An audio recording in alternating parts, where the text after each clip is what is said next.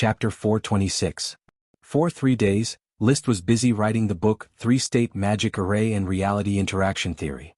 At the same time, the officials in the office had made an industry transfer plan. This plan determined that within a year, all sprite worm stocks would be gradually moved to Black Horse Island for protection. Magic ingredients such as tulip, thorns, flame mushroom, and black nightshade would also be gradually transferred to Black Horse Island for cultivation. Flower Town only retains ordinary crops and relies on compost to irrigate. As for the workshops, the bone smithing shop, magic workshop, crystal workshop, wine workshop, and soap workshop, all of them would be relocated to the port town. Moreover, most of the craftsmen would also be relocated to the port town, handing over the Flower Town's shops and workshops to apprentices. The plan was very detailed. List didn't have much to add. He obviously agreed with this plan and handed it over to the officials to implement. He was more concerned about the smoke mission. Mission completed. Reward, oily mutant corn grass. Seeing the word oily, List's eyes flashed with disappointment. Isn't it a corn cob, an oily mutant variety? Is it going to grow into soybean oil or sesame oil, or compete with peanut oil? At present, the oil consumed in the castle is the oil squeezed from soybeans and peanuts. The taste of these two oils is acceptable to List and he has no more picky needs. So, oily corn grass is not really a reward to be happy about. He turned to look at the new smoke mission. Mission: Resurrected Dragon Bones. Have you forgotten? Dry dragon bones need to be moisturized by magic. Only in this way can you be tempted. Please organize serfs to mine 10 tons of volcanic glass. Reward: Agitation of the rubber worm. After reading it, he suddenly had a plan in mind. Volcanic glass, fire dragon bones. It seems that something good is going to be born. This mission must be completed quickly. But why is the reward for agitation of the rubber worm and not the corngrass worm? I always thought that the first 2 missions were chain missions of the corngrass worm. According to his understanding of the smoke mission, as long as the continuous rewards are homogeneous, it means that a chain mission is coming. Therefore, the first 2 corngrass mutation rewards made him look forward to whether the corngrass worm would evolve, just like Ella's evolution. But suddenly, the mission reward became the agitation of the rubber worm. What are the triplets doing? Were they preparing to evolve? That shouldn't be possible. They've only been born for half a year. So why are they so restless? He could only wait until the smoke mission was completed to observe the rubber worm triplets. At the moment, they were living peacefully in the castle. Their mentality and actions were very calm, and there was nothing unusual. He felt a little disappointed.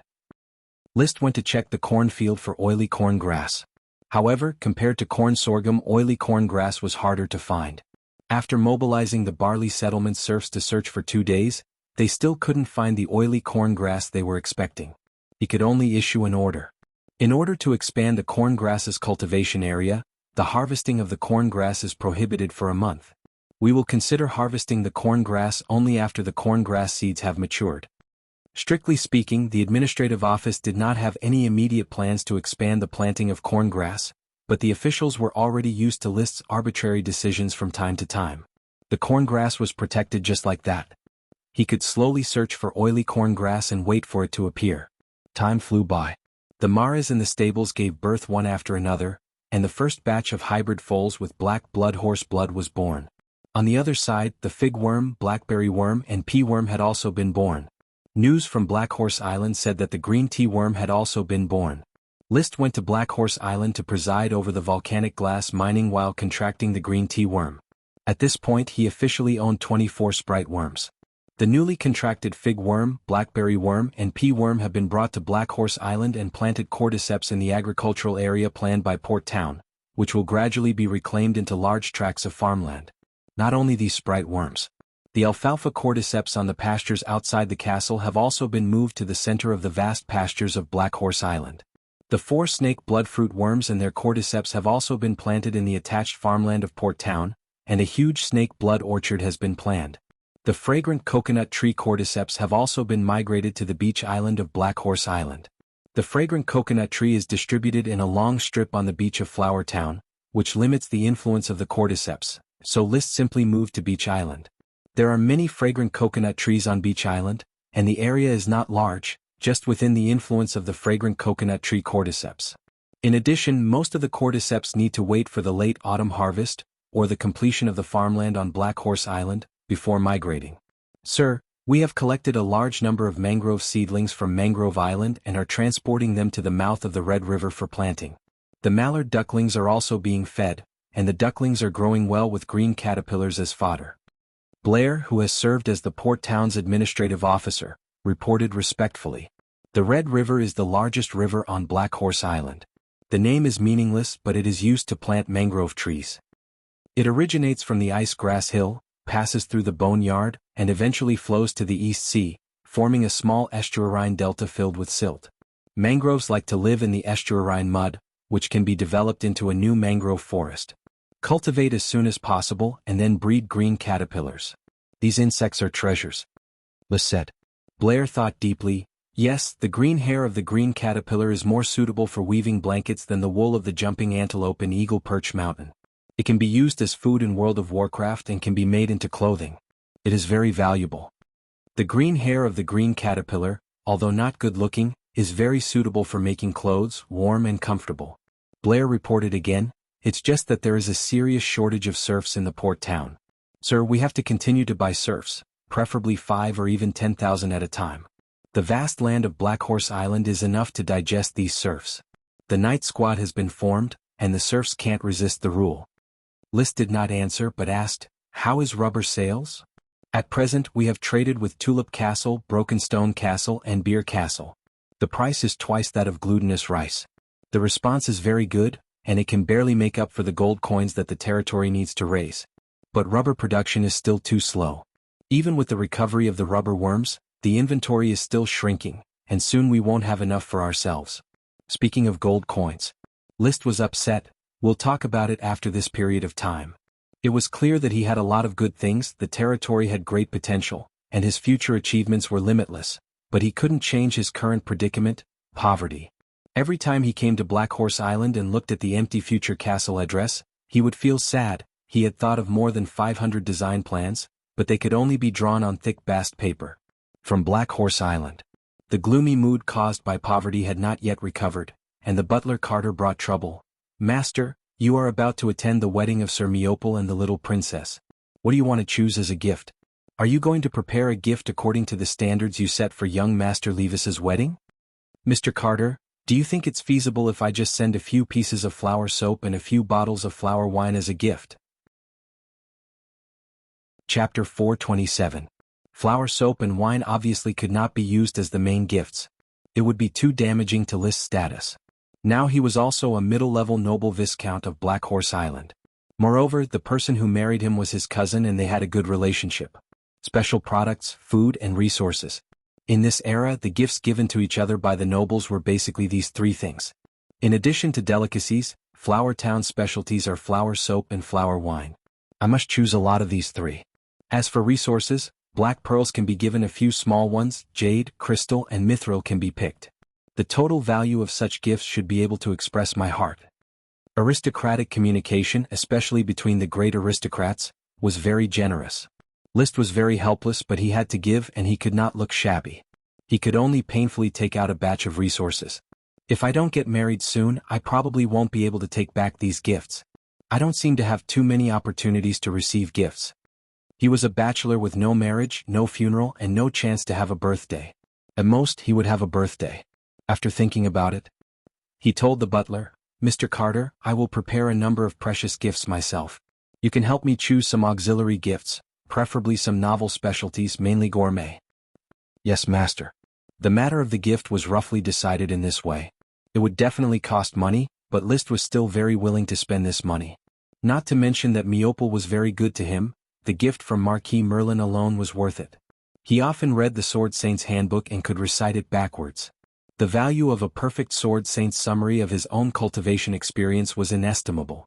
He got up and went out, mounted Fire Dragon, who had recovered his body, and went to the magic workshop in Wheat Town. In the magic workshop, Chris was extracting magic potions while teaching Paris magic. Viscount, how is the progress of your magic study? Paris has an excellent affinity for light magic. The only thing she lacks is a spell-casting scheme. Even so, she is already qualified to practice magic circles. Thank you, my lord, for finding me the interaction theory of tri-state magic circles and reality. It opened the door for me to become an archmage. Really? Are you about to advance? Crazy Truth said reservedly, I'm already trying. As for when I'll succeed, I can't guarantee it. Chris's achievements in magic are outstanding. She's also an excellent teacher. I learned a lot of magic knowledge from her. Lord Viscount, you know that I don't like to read books. Chris always told me magic knowledge like a story. Teaching students in accordance with their aptitude. This is indeed a very good method. List suddenly asked, Chrissy, which area of advanced magic do you mainly focus on to advance to the level of an archmage?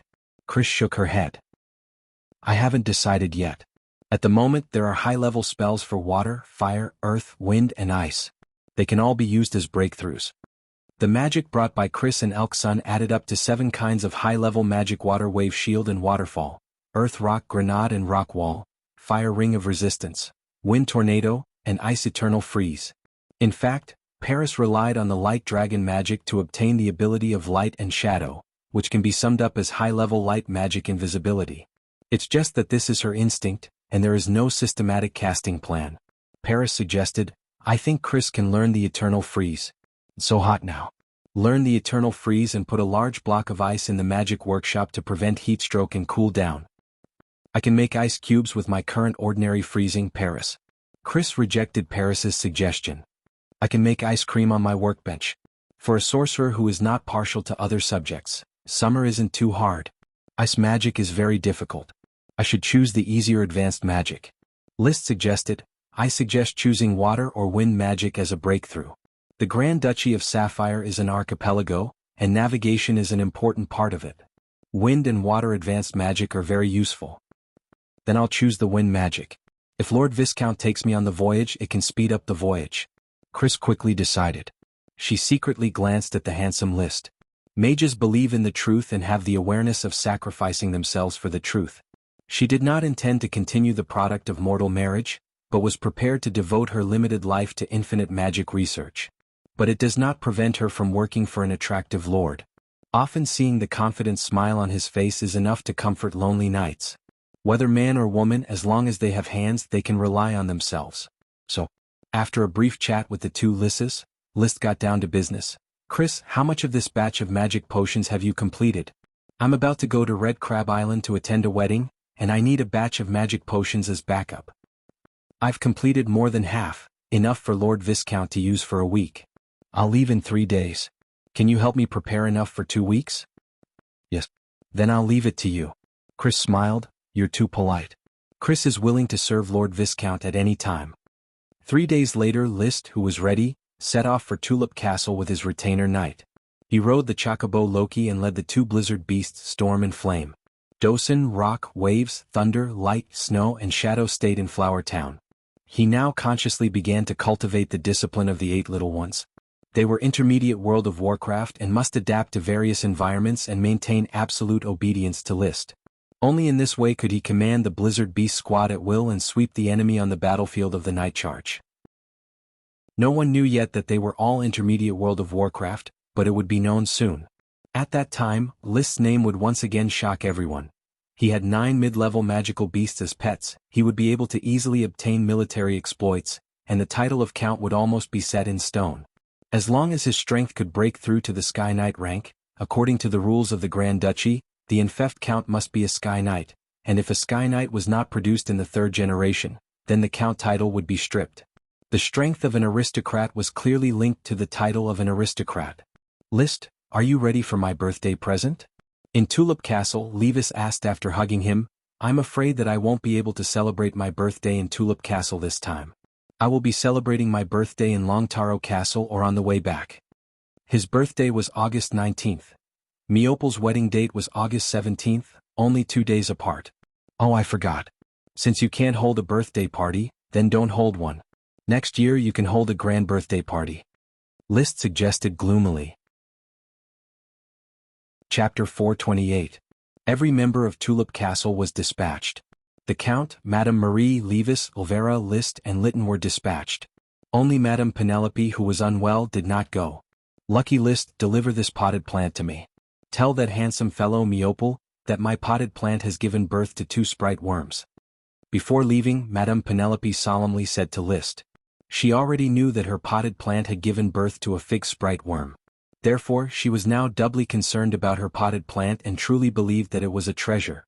Of course, I believe that cousin will be delighted to obtain your potted plant. Maybe he can also get a sprite worm. Levis let the servant take the potted plant. He secretly released magic eyes to examine the potted plant, but there was no sign of magic power. Madame Penelope had a matter-of-fact attitude. It depends on his luck. If he is deeply favored by knight's glory like you, he will certainly get a sprite worm. If he can't, then he can only blame himself for not being favored by knight's glory, and not because my potted plant is not valuable enough. Liszt smiled faintly. At this time Elvira came over. I can't help but be jealous of you. Why do you always get luck that others don't have?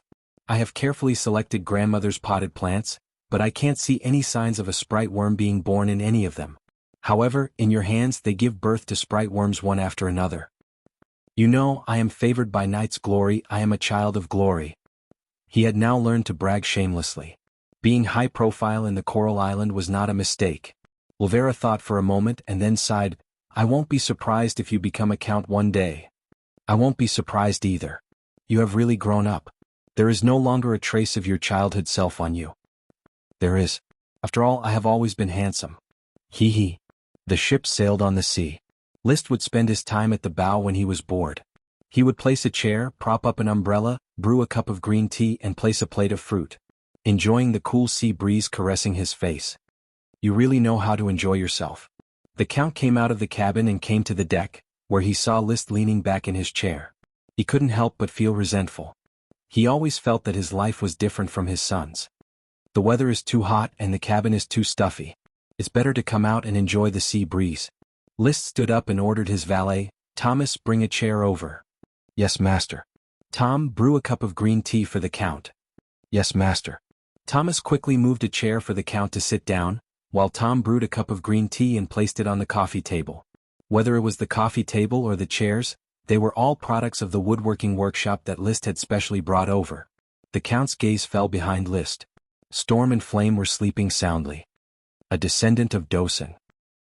Yes, one is called Storm and the other is called Flame. Do they follow Dosen or the Flying Dust Dog? The Count asked casually. Liszt simply replied, they probably follow Dosen. It's not bad to raise a few more low-level World of Warcraft. Well, what did you just say, their bloodlines follow Dosen? The Count couldn't sit still. He immediately stood up, walked to the two blizzard beasts and reached out to touch one of them. Storm was alert and immediately opened its eyes. When it saw the strange Count, it was about to get up and bite. But Liszt stopped it in time. Storm, lie down and don't move. After a moment, the Count looked surprised. This is really the performance of intermediate World of Warcraft. Its magic dissipates very quickly, exceeding the range of low-level World of Warcraft. In this case, Dosen has 8 descendants. Doesn't it mean that there are 8 more intermediate World of Warcraft? You can almost say so, but whether it is Dosen or the 8 little ones, they are not powerful intermediate World of Warcraft, but it should not be difficult to demolish a castle. After a while, the Count returned to his chair and slowly said, Liszt, do you know what this means? It means that once they grow up, even a Sky Knight can be besieged to death. Or when orders of chivalry charge, they can block several orders of chivalry. It also means that I will probably be able to make brilliant achievements before I become a Sky Knight, and even meet the requirements of being a Count. In an ideal situation it is possible.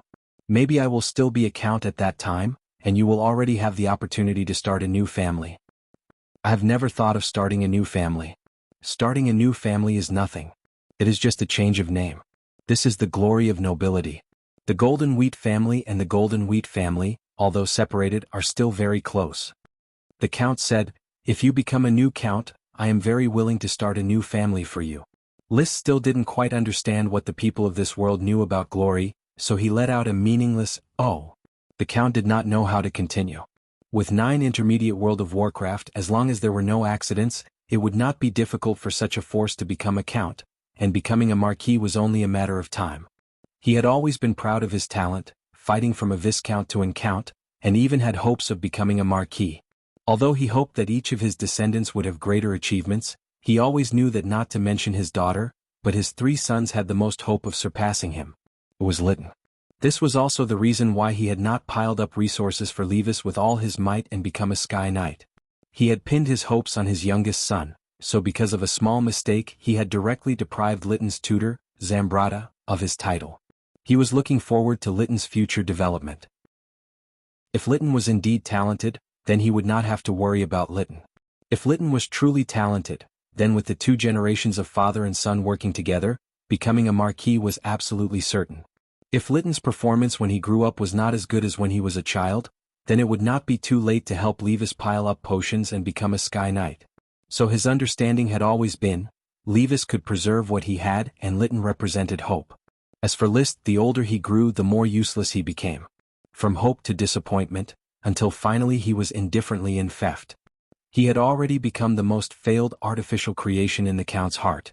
But it was such a son who had been ignored by him, who now showed the momentum to surpass him. A 17-year-old elite Earth Knight was not outstanding, but List became an Earth Knight after adulthood, and it only took him more than half a year to become an elite. This talent was scary enough. He was already so strong in terms of strength. What was even more incredible was his luck. The Count no longer wanted to give an example to prove how List was favored by the glory of the night.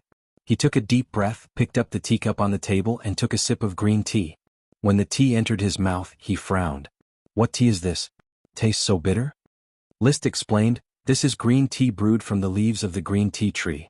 It does taste bitter when you drink it, but you can taste the fragrance between your lips and teeth after a moment." "Is that so?" The Count carefully tasted the green tea. It was not only bitter but there was a very novel taste behind the bitterness. Chapter 429. This chapter is a reward of 20,000 coins for Bitter Tree, and will be updated tomorrow. Green tea is good. The more you drink, the more flavorful it is. Is this also a specialty of your territory? The Count drank a cup and asked someone to fill it up. List replied, 3 green tea trees were found on Black Horse Island. I am trying to expand the scale of planting. Fortunately, a green tea bug has been bred, which has reduced the difficulty of planting green tea trees a lot. The leaves of the green tea tree can be picked and soaked in water to drink. It needs to be fried to remove the green air of the tea leaves, and let more nutrients in the tea leaves into the water, so that it has a different taste when soaked in water.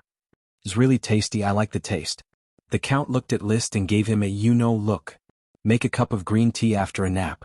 It feels like it will greatly relieve the heat. When I go back, I will send a batch of tea leaves for father to drink. How many cups can I make? The Count asked with a smile. List did not show any embarrassment and replied seriously, morning tea, afternoon tea, evening tea, 3 cups of tea a day. Each cup can be brewed 3 times, but it is not good to drink too much green tea. So it is more appropriate to brew 2 cups a day, 6 times a day. He continued, a cup of 5 grams, 10 grams a day, 300 grams a month. Father, I will provide the tea leaves for your tea. When I develop the green tea planting industry, everyone in Tulip Castle will be able to drink green tea. Of course, at that time he would have to pay for tea. While they were chatting, Levis also walked out of the cabin and joined the ranks of tea tasters. Fortunately, List had brought a lot of tea leaves. However, Levis did not have the Count's serious tea-tasting mind. After a few sips he was still not used to it. What's so good about such bitter tea? First bitter, then sweet. Brother, you need to taste it carefully. I tasted it, but it is really bitter. You should add some milk, sugar, or a little minced meat and eggs to neutralize its taste. Levis suggested. Its taste has to be original in order to taste the charm that green tea brings. Brother, your life is too impetuous. Drinking tea requires patience. If you don't experience it, you'll never discover the sweetness behind the bitterness. It's just like life. If you attend too many banquets and socialize, you'll often neglect life itself. Oh my God, List, have you become a bard? You actually taught me how to live. Sorry, my life is much more exciting than you can imagine. Besides, I don't like to drink this green tea. Levis shook his head. List wasn't annoyed. It could only be said to be playing the lute to a cow. It just so happens that I'm also relieved. The green tea tree's current production of tea leaves is very low. It's already very difficult to supply my father and me. If you also like to drink tea, I really don't know how to choose. Subsequently, List took the initiative to change the topic. Since my cousin is already married, when will my brother's wedding with Lualia Golden Wheat be held? At the beginning of the month in September, Levis and Lualia will be married before the expansion order is issued. The Count said. List felt very helpless. It's like an appointment. Miopal will get married in August, while Levis will get married in September. Father, when will you worry about Elvira? He rarely showed concern for his sister. Ulvera is too picky. I don't know what kind of aristocrat she wants to marry. It depends on whether she has a suitable choice or not. If she doesn't, in another 2 years I will appoint a partner for her. As an aristocrat with a noble title, Ulvera actually didn't have to worry about finding a partner. Therefore Liszt only asked. He was more concerned about this year's expansion order. Is the Grand Duke still waiting for the Iron and Steel Ridge Kingdom to go to war with the Eagle Kingdom? He hasn't asked about the impact of the dragon-slaying incident in our country on the outside world. The Battle of Ironhoof Island had ended a month ago. The feedback from foreign countries should also be transmitted back to the Grand Duchy. The Count said, the specific information is not very clear, but probing is inevitable. The Iron and Steel Ridge Kingdom should send a delegation to visit the Blue Dragon Island and communicate with the Sapphire family. This year's expansion order can reflect the will of the Grand Duke as well as the attitude of the various countries. When do you think the expansion order will be issued? No later than October at the latest. What's the matter? Do you plan to continue participating in this expansion order? Yes, I hope to continue participating. Although the strength of my territory is still very weak, my personal strength is not weak. I still have Dosen who can at least take over the logistics. Most importantly, my territory is in urgent need of serfs. I hope to buy more serfs from the Eagle Kingdom. The Count nodded. All right, you will participate with me this year and Levis will stay in Tulip Castle. Levis rushed to say, I also look forward to going to the battlefield, father. You need to accompany Rolia, and it is best to produce the 4th generation of the Tulip family as soon as possible to ensure that the family business can continue. Madame Penelope was the 1st generation, the Count was the 2nd generation, Levis was the 3rd generation, and his son was naturally the 4th generation. There was no need to be shy about this kind of thing, so Levis nodded and responded, I will work hard with Rolia to strive to produce a future heir as soon as possible. In addition, your relationship with your lovers and illegitimate children must be handled cleanly, understand? The Count suddenly said. Oh my God, father, have you misunderstood? I do have a few acquaintances, but I have absolutely no illegitimate children. There is no need to explain it to me. You need to understand Rolia's identity. She is the daughter of a marquis, and it is impossible for her to tolerate your lovers and illegitimate children to take half a step into Tulip Castle. I understand. The private life of aristocrats was always accompanied by various lovers and illegitimate children. However, it was difficult to tolerate illegitimate children entering the family through marriage, especially if the woman was a powerful aristocratic family. Illegitimate children could only fall outside and fight against the unfairness of the world by themselves. Drifting at sea for a day and a night, they finally arrived at Red Crab Island. The deputy butler of Longtaro Castle, Rainieri, was already waiting at the port of Sea Crab City to welcome the Tulip family. By the time they arrived at Longtaro Castle, it was already the afternoon of August 15th, only a day and a half before Miopol's wedding. William. Messiro. On the road outside Longtaro Castle, Messiro personally welcomed the Count and his party with great enthusiasm. Obviously, the flourishing Tulip family was a powerful foreign aid for the Taro family. Marquis Merlin's 2 followers of the Count were also in the welcoming party, Schalke Broccoli and Durante Hyacinth. After a lively exchange of pleasantries, Liszt was just an unremarkable person in the crowd exchanging pleasantries. He showed his demeanor and greeted everyone before standing to the side. He sized up Durante Hyacinth, the father of Dunico Hyacinth. Obviously, Dunico inherited her excellent genes from her father. He was a handsome middle-aged man with a gentle and refined temperament. His style was completely different from the domineering Count Schalke next to him. Messiro Lee William Schalke Durante. Chapter 430. The gray-white walls of the Longtaro Castle were decorated with a large number of flowers, branches and ribbons, making the magnificent castle look particularly holy. 2 huge flags fluttered high above the castle's tallest steeple. On one side was the abstract Taro family's Longtaro flag, and on the other side was the Sapphire family's Sapphire Dragon flag, fluttering in the wind. This temporary hanging of the huge flag represented the marriage between the families. In the large area in front of the castle gate, countless servants were arranging the wedding scene. There were also teams of knights interspersed among them. There were even official-looking people involved, giving orders. These are the palace's professional servants and internal affairs officials, as well as the blue-blood orders of chivalry's knight. They not only take over the wedding process, but also do the security work because the Grand Duke will personally attend the wedding of the little princess and Miopol. Monsieur Longtaro introduced. After listening, Li William frowned and his complexion quickly turned cold. It is understandable that the Blue Blood Orders of Chivalry will take over the security work, but why is the wedding process not carried out according to the Longtaro Castle's attitude? This is the Longtaro Castle marrying the mistress, even if it is the Grand Duke's daughter. Durant and Sark did not answer. Monsieur was also a bit embarrassed. This is what father wants. He wants to give the little princess more respect. The Taro family should contribute more glory to the night. This is the respect for the Grand Duke and the little princess. Li William was very dissatisfied with the palace's intervention in the Longtaro Castle's etiquette. I need to talk to Marquis Merlin. Monsieur, is your father in the castle? I will take you to see father. Durant and Sark, help me greet the guests. After saying that, the two hurriedly entered the castle to find Marquis Merlin. Immediately, Madame Marie and Lytton followed the deputy butler to the guest lounge. These two people had a special identity. According to their identity, they were relatives of the Longtaro Castle, but there was no connection between them in terms of bloodline, so it was a bit awkward. The three siblings, Levis, Olvera and Liszt, did not regard the Longtaro Castle as someone else's home. They found a butler and asked, "Where is cousin Miopal?" Young Master Miopal went to Matsutake Castle. The eldest prince has already escorted the young princess to Matsutake Castle to wait for the wedding. The butler said, Miss Melinda's family will also accompany the young master to Pine Velvet Castle to take care of the young princess' daily needs. Matsutake Castle was another castle of the Taro family. Should we hurry over or stay in the Longtaro Castle? Liszt asked. The Longtaro Castle is only a 2-hour horse ride from Matsutake Castle. It's better to rush there.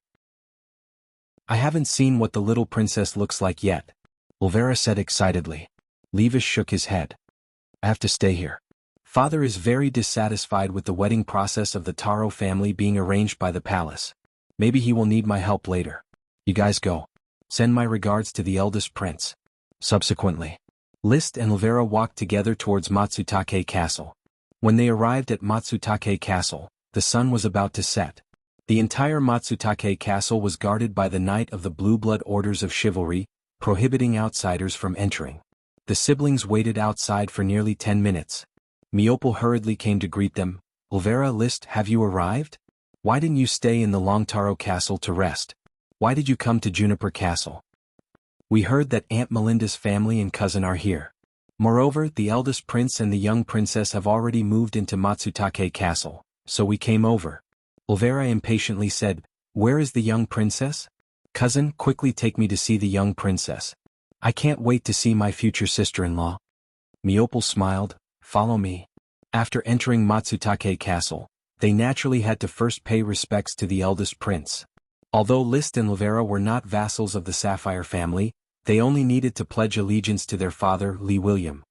Your Royal Highness the eldest prince, it is a pleasure to see you again. Liszt bowed in salute. He didn't pretend to be aloof, nor did he deliberately put on a humble attitude. The eldest prince clearly remembered Liszt, the only new viscount to be promoted in the Battle of Iron Hoof Island. Liszt, I am also very pleased to see you. After exchanging a few simple pleasantries, Liszt and Olvera took their leave. The gap in status was very big and they were not vassals. There really wasn't much to talk about. They followed Miopal to the second floor of the castle. In the piano room on the second floor, they saw Aunt Melinda and Cousin Russell's wife, Giagi Broccoli. Of course, there were also several young, eye-catching and gorgeously dressed aristocratic ladies. Everyone is here, please wait a moment to chat, Miopal said in a loud voice. This is my cousin Earl Lee Williams' daughter, Baron Olvera Tulip of Falcon Town, and my cousin Earl Lee Williams' second son, Viscount Liszt Tulip of Black Horse Island.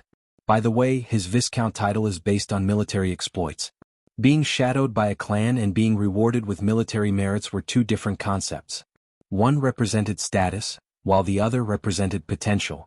Although the identity of the second son was rather awkward, he was able to rely on his own efforts to obtain military achievements, so he was more eye-catching. Everyone favored the more powerful knight. When Liszt entered the door, he felt the eyes of these noble ladies brighten when they saw him. When Miopal introduced him as a viscount due to his military merits, the eyes of the noble ladies lit up again. I've heard of you, Liszt, the new viscount promoted during the Battle of Iron Hoof Island, and the one who raised an intermediate World of Warcraft, an aristocratic lady said quickly, her eyes constantly wandering over Liszt's body. Although he wasn't wearing a gorgeous frack abbey and was only wearing a simple set of leather armor, his temperament was still outstanding. Seeing that this lady had already spoken, Meopel introduced her to Elvira and Liszt. This is Grasuti Maple, the younger sister of the Marquis of Maple City. Marquis of Maple City, Grindenton Maple Leaf, was Liszt's immediate superior during the Battle of Ironhoof Island. Grindenton was the husband of Grand Princess Annie Sapphire, so it was only natural that his sister, Grasuti, and the little princess would be best friends. Nice to meet you, beautiful Miss Grasuti. Liszt smiled, bowed and spoke against his conscience. The Grasuti before him was not beautiful. At least in Liszt's eyes she belonged to the ordinary category. Meopel continued with the introductions. This is Sarander Grand Flower Huilan, the daughter of the Marquis of Quicksand City. She is already taken. This is Joanna. He introduced several ladies in succession, all of whom were the heirs of great aristocrats. Birds of a feather flocked together, and only the heirs of great aristocrats could act as best friends of the little princess. Finally, Meopel walked over to the beautiful woman sitting in front of the piano, held her hand and solemnly introduced her. Elvira Liszt, do you need me to introduce you? Angela Sapphire, my fiancée, the future mistress of Longtaro Castle, and your future sister-in-law. Nice to meet you, Your Highness. The siblings smiled and saluted. Chapter 431. Elvira Liszt, hello. Angela Sapphire smiled with a slightly noble temperament, displaying a good ladylike attitude. She was about 21 years old, had fair skin, a beautiful appearance and a well-developed figure. Although she could not be said to be very beautiful, she was in line with Liszt's aesthetic standards. Moreover, her tone and demeanor were very much in line with her elegant demeanor. It was hard to believe that this was the rumored social butterfly known for her openness, or perhaps debauchery. Of course, it was wrong to judge a book by its cover. Liszt did not reveal any of his thoughts. After greeting the numerous aristocratic young ladies, he sat next to Aunt Melinda, not wanting to become the center of the social circle. He did not open his mouth to speak, allowing his sister, Elvira, to quickly interact with the young ladies. He only had a simple chat with Meopel. His cousin was in a state of excitement, and his eyes kept glancing at Angela when he spoke. He actively inserted himself into the conversation. Soon, several aristocratic young ladies talked about the piano. Basically, this was the most common topic among aristocratic young ladies. At that time, Meopel expressed that his most appreciated piece was Euryale by the Waterside. This did not arouse any resonance. Instead, Sorando Plantagenet said, "My favorite piece is Die Sir Alice. It is simple and pure, like meeting someone you like for the first time, a faint joy and impulse." Do you know this piano piece was promoted by me? Meopel took advantage of the situation and continued, I sent it to Master Hannibal and later Master Hannibal's apprentice played it everywhere, making Die Sir Alice famous throughout the country. But guess where did this song come from? Where? Sorando impatiently asked. There is a touching love story, but let Liszt tell everyone. The original piece and the revised piece all originated from him. Everyone's eyes instantly focused on Liszt. This made Liszt speechless. He did not want to be in the limelight and he did not want to have any memories with some young lady on this trip. Just to commemorate a pair of brother and sister who were in love but were forced to separate. I overheard it by chance and wrote it down, he answered briefly. Elvira said, Liszt has excellent piano talent. I heard him play a piece he composed himself. It was a piano piece about the city in the sky. Liszt, why don't you play this piece for us again? As she spoke, she deliberately blinked her eyes. She sent him a puzzled look which probably said, there are so many noble ladies here, hurry up and carry one back. Big sister can only help you this much. Liszt didn't know whether to laugh or cry. Soon after, Meopel, Grasuti, and Sarander heckled together, requesting him to play the piano piece they had composed. Liszt wanted to refuse, but in the end even the little princess said, Liszt, I wonder if I will have the honor to hear you play this piece? Helpless, he could only walk to the piano and sit down. His fingers gently stroked the keys as he briefly told a story. I heard that there was a city in the sky, rich, peaceful, and happy. There was a child called Zeta who descended from the sky with a flying stone in hand, and a serf called Bath who wanted to prove the existence of the city in the sky. While adapting to the new piano, he finished the story. In order to prevent the city in the sky from falling into the hands of evil wizards, Zeta and Bath chanted an incantation to make the city in the sky collapse. Although the city in the sky was ultimately destroyed, it was enough to have a pursuit, a brave heart, and a beautiful process. This piece is called, To Accompany You. After finishing the story, Liszt pressed the keys with both hands and began to play the piano piece that he was already very familiar with. The song was over. The aristocratic young ladies almost slapped their palms to death. So beautiful, I felt as if I was in the sky, flying along with the white clouds. It made me feel so tranquil and empty in my heart. Ah, I have fallen in love with this piano piece, just like how I fell in love with Die Alice. Even Miopel couldn't help but clap his hands in admiration. Liszt, if you were to become a pianist, you would definitely reach Master Chenier's achievements. It's just a momentary feeling that I wrote into a piano piece. But no matter how low-key he was, he had already become the focus of attention during the dinner at Matsutake Castle. The aristocratic young ladies would always pretend to chat with him and inadvertently ask him about all kinds of information. There was even no lack of suggestive words. For example, there were 3 young ladies who directly invited him to teach them how to play, To Accompany You. Private teaching. One could well imagine what would happen in private. Liszt tactfully declined such an invitation on the grounds that he had no time. I admit that I am jealous of your talent, Liszt. If I could compose a song as moving as To Accompany You, or Die Alice, I wouldn't need to spend so much effort to pursue Angela. She would have taken the initiative to throw herself into my arms. On the road, Miopel was still chattering incessantly. They took their leave after the banquet. There was still one day before the wedding, so it was not suitable to stay overnight in Matsutake Castle. Therefore they had to return to Longtaro Castle. To hide for the night. You can choose a young lady and bring her back to Longtaro Castle. I believe that the other party would not refuse. Olvera said. Sorry, sister, I am currently in a period of rising cultivation and do not want to be disturbed by these messy things. Liszt unbuttoned his collar. But sister, you should pay more attention to grasping your own opportunities. This time there will certainly be a lot of aristocratic talents. You don't need to worry about my matters. I have my own criteria for choosing. Liszt shrugged his shoulders. It just so happened that he did not like to be a matchmaker. He took a stroll around Longtaro Castle. Compared to the quiet of his previous visits, the current Longtaro Castle was like a vegetable market. Countless servants were busy, shuttling back and forth, preparing the wedding scene for the day after tomorrow. He did not find the count, but he found Levis. Brother, father went to look for grandfather. Do you know what they said? I saw that the palace servants and internal affairs officials have not been withdrawn. In fact, it is a misunderstanding. These servants and internal affairs officials are wedding gifts from the Grand Duke to the little princess. They will join Longtaro Castle to take care of the little princess and accept the restrictions of the Longtaro Castle's housekeeper. Levis shook his head. The Grand Duke dotes on the little princess too much. Perhaps. You also have to prepare. Me, you, Raleigh, and 3 other young aristocrats will form Miopel's groomsmen group. Tomorrow we need to participate in the wedding rehearsal, so we should rest early today. Do we need to wear strange clothes? Chapter 432. The entire day. Liszt didn't enjoy the happiness of close contact with the beautiful bridesmaids as Levis had said. He was like a marionette at the mercy of the internal affairs officials. I don't like being a groomsman, Cousin Raleigh complained in a low voice. He was wearing a light golden suit, a wreath of colorful flowers on his head, and a round and fluffy pleated collar around his neck, looking nondescript. +1. Liszt echoed. He was also wearing a nondescript groomsman outfit. It was unknown where the custom of wearing such a bizarre outfit came from. Even if he had an outstanding temperament and handsome appearance, he was still defeated by this suit. Mixed in with the group of groomsmen, only his handsome face was slightly prominent. Levis secretly yawned. I also regret agreeing to be Miopel's groomsman.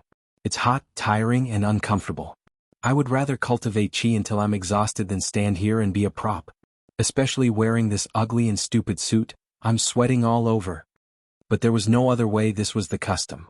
The golden suit represented the glory of a knight, the fluffy pleated collar represented the nobility of an aristocrat, and the multicolored wreath represented the blessings of nature. Such a group of groomsmen could give the groom the greatest support and protect the groom's glory.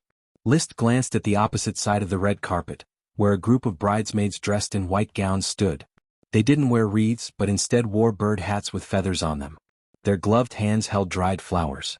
White symbolized purity and flawlessness, bird hats symbolized vigorous chi, and the dried flowers symbolized beauty and restraint. At first, this group of bridesmaids was indeed so beautiful that people couldn't take their eyes off them.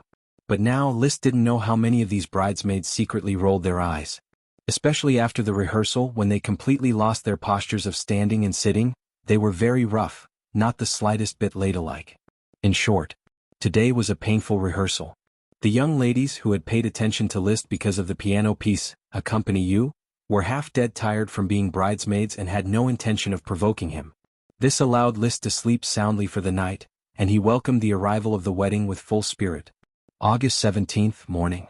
The groomsmen gathered and the wedding ceremony began. This was a set of complicated procedures. First, they had to assist the groom in heading to Matsutake Castle to welcome the bride. As the horses galloped, the 6 groomsmen in the carriage stripped down to their underpants. It was only when he arrived at Matsutake Castle that he hurriedly put on his strange pale gold robe, put on the lock and the garland.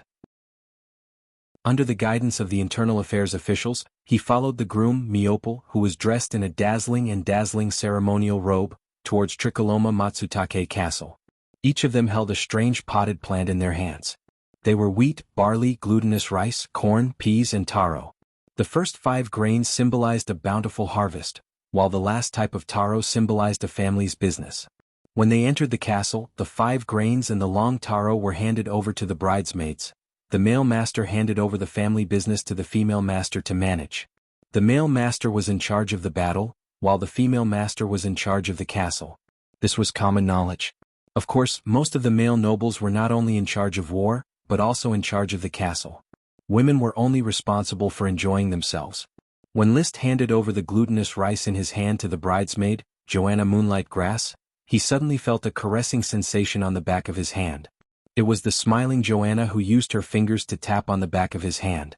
Moreover, she gave him an ambiguous look. She was the daughter of the Count of Moonlight Island, a direct follower of the Grand Duke. Her mother was a cousin of the Grand Duke, and she had the bloodline of the Sapphire family. She was 19 years old this year.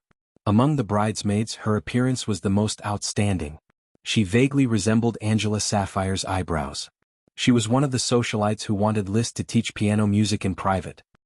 He had thought that after a tiring day, she would not be in the mood to indulge in flights of fancy. He did not expect that after a night of resting and storing up energy, this aristocratic young lady would still give Liszt hints, moreover in broad daylight. Keep smiling. Liszt pretended not to notice the other party's small movements. With the little princess style, he really did not have any thoughts about her bosom friends. The process was still ongoing. After experiencing the blessing of grain exchange, horse feeding, armor, and other meaningful blessings, Angela Sapphire, the bride, finally walked out of the depths of the castle under the protection of the eldest prince. Compared to the dazzling gold groom, the bride was equally dazzling gold. The golden dress wrapped around her body, making her curves appear in all the right places. The faint white muslin on her chest made her deep ravine faintly discernible. Her hair was tied up and she wore a laurel crown inlaid with gems and pearls. She wore heavy makeup and a lot of embellishments, making her look very beautiful and noble. She gave her hand to Myopal and boarded the carriage with Myopal's help. Then, Myopal mounted the horse and personally guarded the side of the carriage. The bridesmaids entered the different carriages one after another, while Liszt and the other groomsmen also mounted their horses. Then the first prince and the others followed behind the bride's procession. From time to time, the blue blood orders of chivalry would issue unknown roars to strengthen the procession's momentum. 2.5 hours later, the procession returned to Long Taro Castle when the sun began to heat up. The groom helped the bride get off the carriage while the groomsmen helped the bridesmaids get off the carriage. This time Liszt found himself being molested again. When he helped Joanna, Joanna unexpectedly pretended to slip and threw herself into his arms. In the process of standing up, he also used his hand to pinch Liszt's chest. "Your body is really sturdy." She stood on tiptoe and quickly whispered in Liszt's ear. This scene. It was impossible for Liszt to fall out and ruin his cousin's wedding. He could only smile, pretend that nothing had happened and carry on with the rest of the process. Serving the bride and groom, receiving the spring washing, drinking a glass of wine, sharing a piece of wheat bread, the bride spinning and the groom shooting. Finally, stepping into the decorated hall, the final marriage recognition ceremony was carried out. At this time, Liszt noticed that the entire hall was already filled with countless aristocrats and their wives. Sitting on the main seats of the hall was a middle-aged couple, Sapphire Grand Duke Andrew Sapphire and his wife, Sarit Plantagenet. The Grand Duke's complexion was good, but he was no longer releasing his dragon's might. Around him were Marquis Merlin, Messiro and his wife, the eldest prince and his wife, Glyndonton and the eldest princess's wife, Lee William and his wife, as well as some aristocrats that Liszt had only greeted. The veteran Marquis only came to Glyndonton. After all, he was the eldest princess's husband. The other marquises had all sent their heirs. In any case, it was glorious enough for the Grand Duke and his wife to come to this wedding. The wedding was presided over by an old aristocrat. He was an internal affairs official of the court and had once presided over the eldest prince's wedding. At this moment, his dim old eyes looked at the thick bast paper in his hand. He faced Miopol and read in a dry but sonorous voice, Miopol Longtaro, if the master of the sea, the lord of all islands, the great Sapphire Grand Duke agrees, do you swear to marry Angela Sapphire? I promise. Miopol solemnly swore. The old aristocrat faced the little princess. Angela Sapphire, if the master of the sea, the lord of all islands, the great Sapphire Grand Duke agrees, do you swear to marry Miopol Longtaro? Angela solemnly swore, I promise. Chapter 433. During the wedding. Miopol took off the sapphire ring he wore on the middle finger of his left hand, lifted Angela's right hand, and carefully put it on the ring finger of her right hand. He then said, Friend, with this ring, you will understand that I belong to you, my eternal love. Angela similarly took off the sapphire ring on the middle finger of her right hand and put it on the ring finger of Miopol's left hand. She then said the same line, Friend, with this ring, you will understand that I belong to you, my eternal love. The feudal lord witnessed the exchange of rings. The wedding was thus completed. Legally speaking, Miopol Longtaro and Angela Sapphire had become a legal husband and wife, protected by the kingdom's laws. Immediately, the bride and groom were sent to change clothes. The best man and bridesmaids were finally relieved. They could take off their outlandish formal attire and change into more comfortable clothes. Liszt rushed to the bathroom almost immediately and took a bath.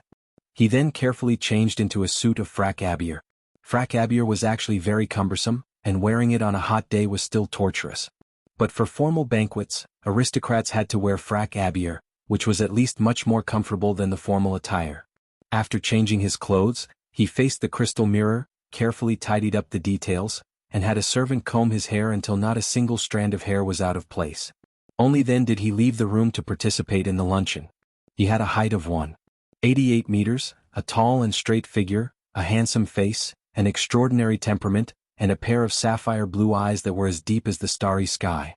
Wherever Liszt went, there was a delightful scenery. He had already noticed that several daring aristocratic ladies had offered him autumn spinach. Of course he did not respond, not even a smile. There was already a bridesmaid eyeing him covetously, and he did not want to provoke any more trouble. Indulgence would not bring him too much happiness. The banquet did not use a fixed dining format, nor did it have such a large space. Instead it used a buffet format. Only Grand Dukes, Marquises, Counts and greater aristocrats were qualified to sit in the dining hall on the second floor of the castle and enjoy an undisturbed lunch. Other lesser aristocrats or aristocratic heirs were shuttling back and forth around the buffet on the first floor of the hall and the garden. Liszt, who was already hungry, naturally did not stand on ceremony. He picked up his plate and casually picked out the food.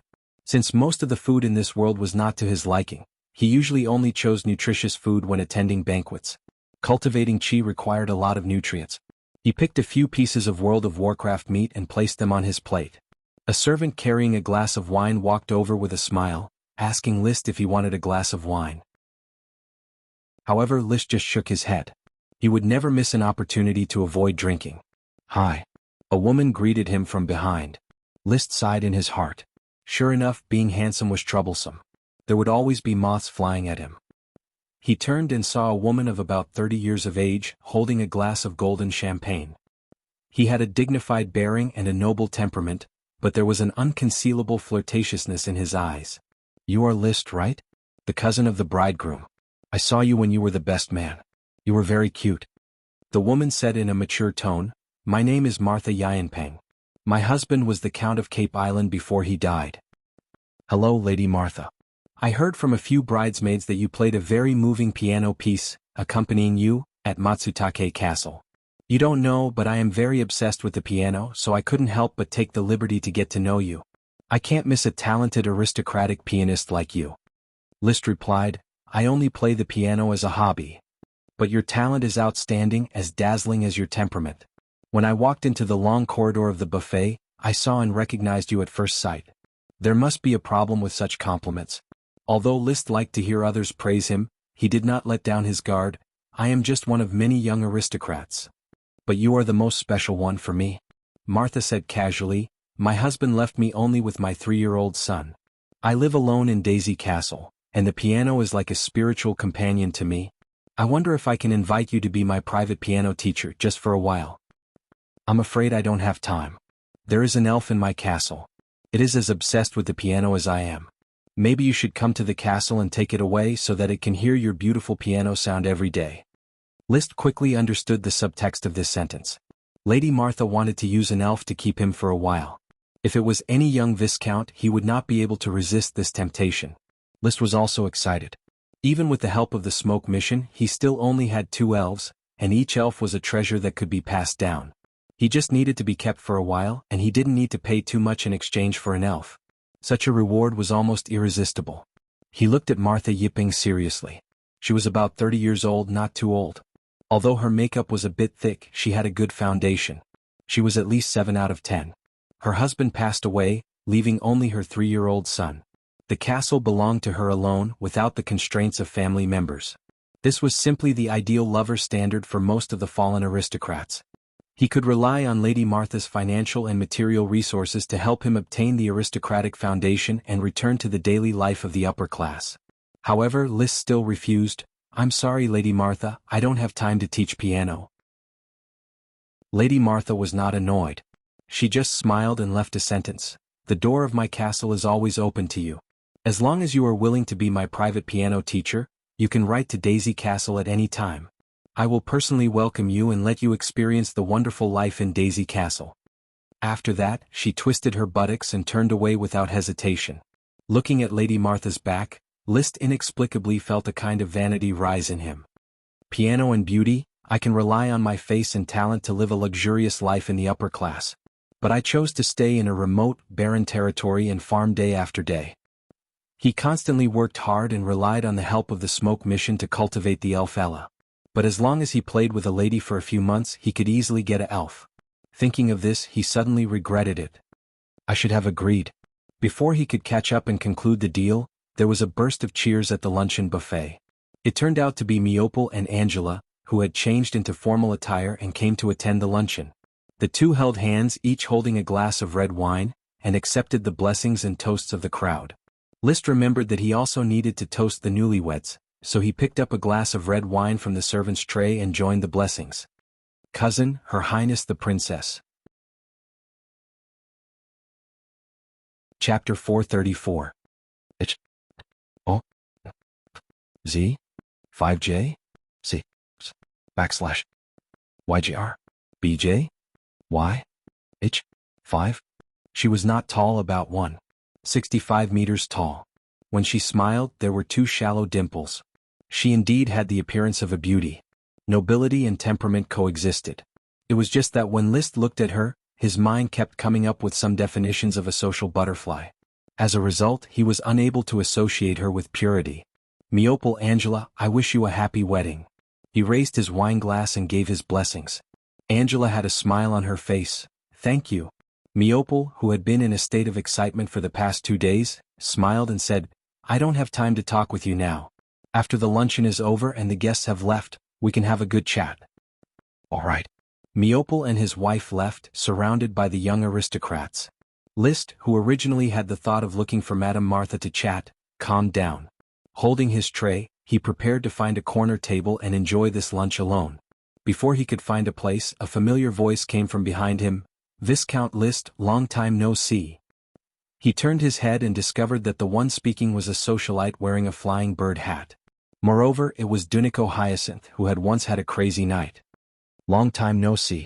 Liszt's thoughts suddenly became complicated, but on the surface he faintly smiled. After greeting each other, the two of them became somewhat awkward in the next few seconds, feeling that there was nothing to say. The passionate impulses of that day had already vanished along with the breeze after the letter had been severed. Thus, Dunico said, My friend is waiting for me over there. Fine, please go ahead. See each other. After a short conversation, they went their separate ways. After finding a seat, List took a deep breath and inexplicably sighed with emotion. Duniko was the first woman he had ever bid farewell to as a virgin. Although it was only a night of unrestrained passion, with no feelings to speak of, there were always some different thoughts that were deeply engraved in his mind. However, the past was the past. When they met again, it was inevitable that they would fall into the awkwardness of having nothing to talk about. I probably can't learn the unrestrained indulgence of the aristocrats here. He ate the World of Warcraft meat, but his heart was incompatible with the banquet. For most of the aristocrats, attending a wedding was more like socializing. And he really just came to attend a wedding. He looked around. The aristocrats were gathered in twos and threes, chatting and chatting. They were so busy that they didn't even have time to eat barbecue. He also saw his brother Levis holding a glass of wine and laughing like the others. List his sister Elvira. Over.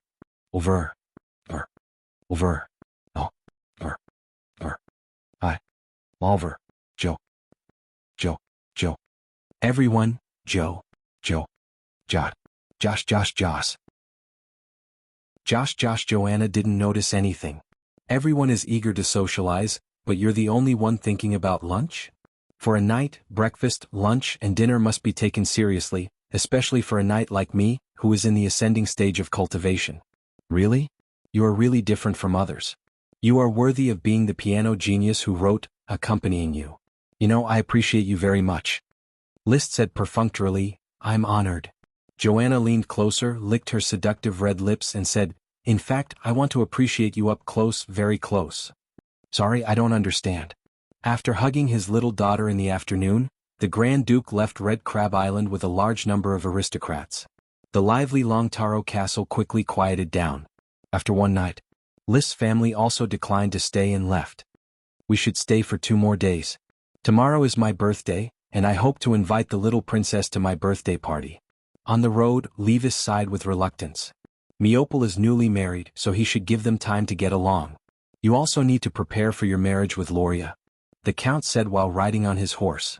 List also rode the chocobo Loki, unhurriedly following the procession.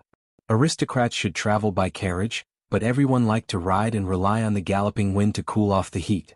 Therefore, only Madame Marie Olvera and Lytton were sitting in the carriage.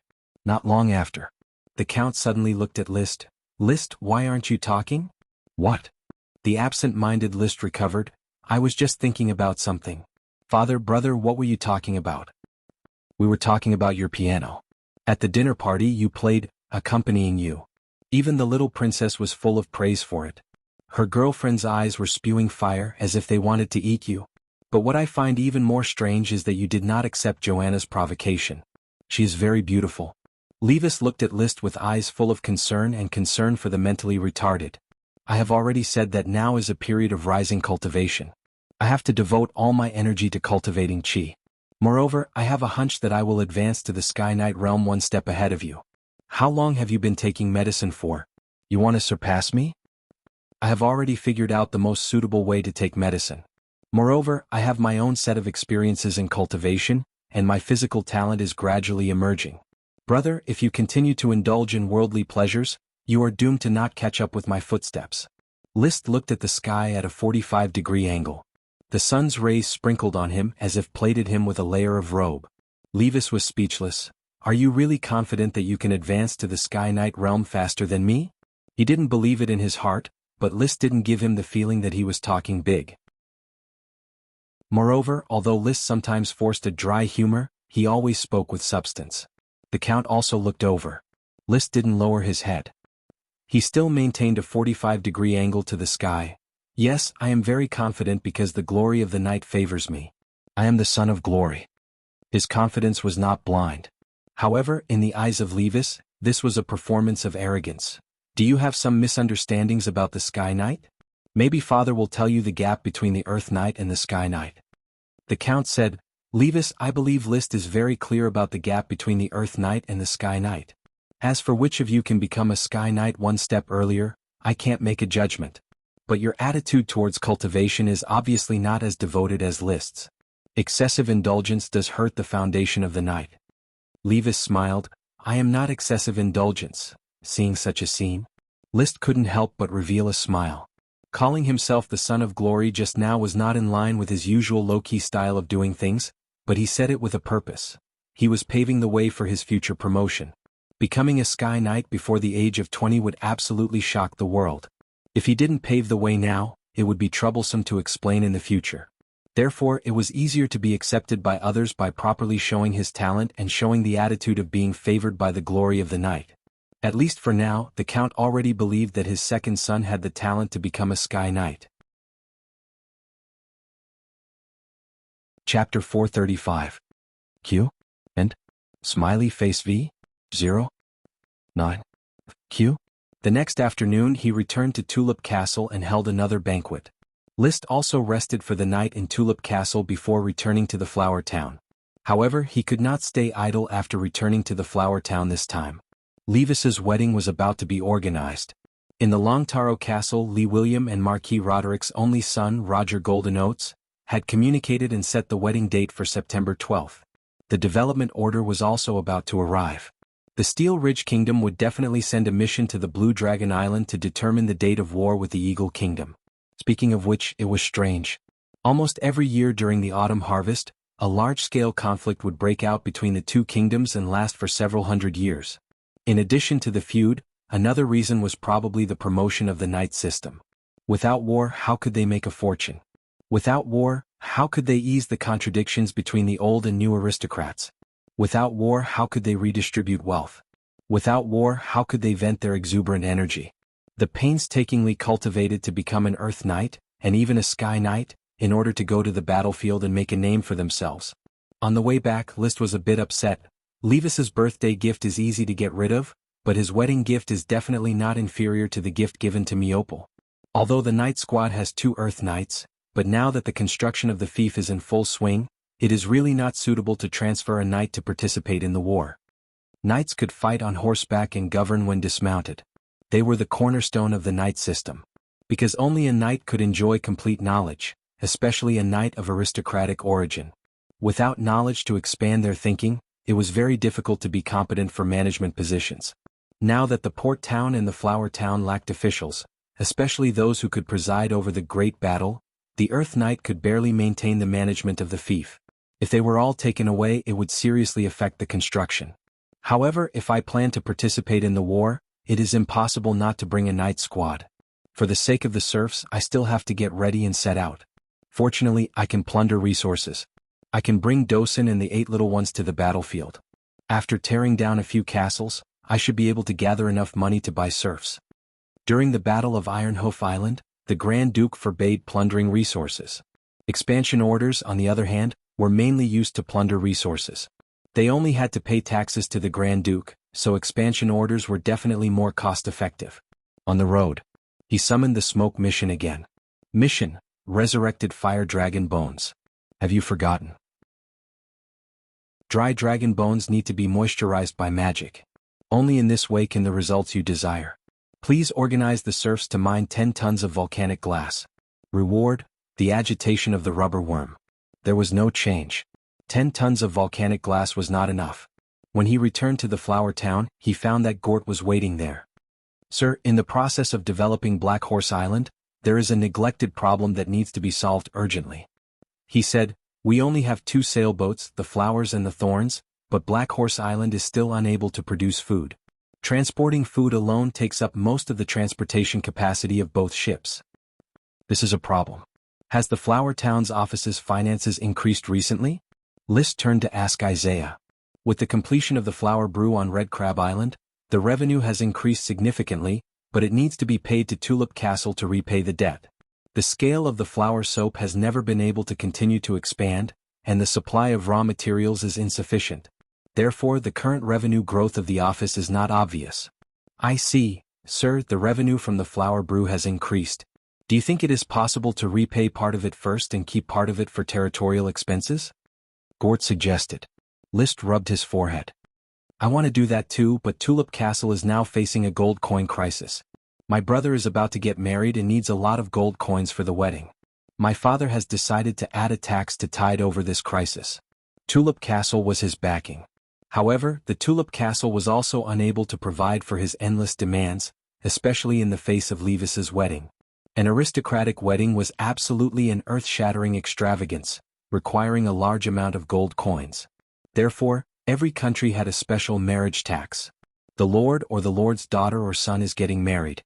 But what if there is no money? Of course it is to collect taxes. The pressure of the general's marriage will be passed on to the people of the territory.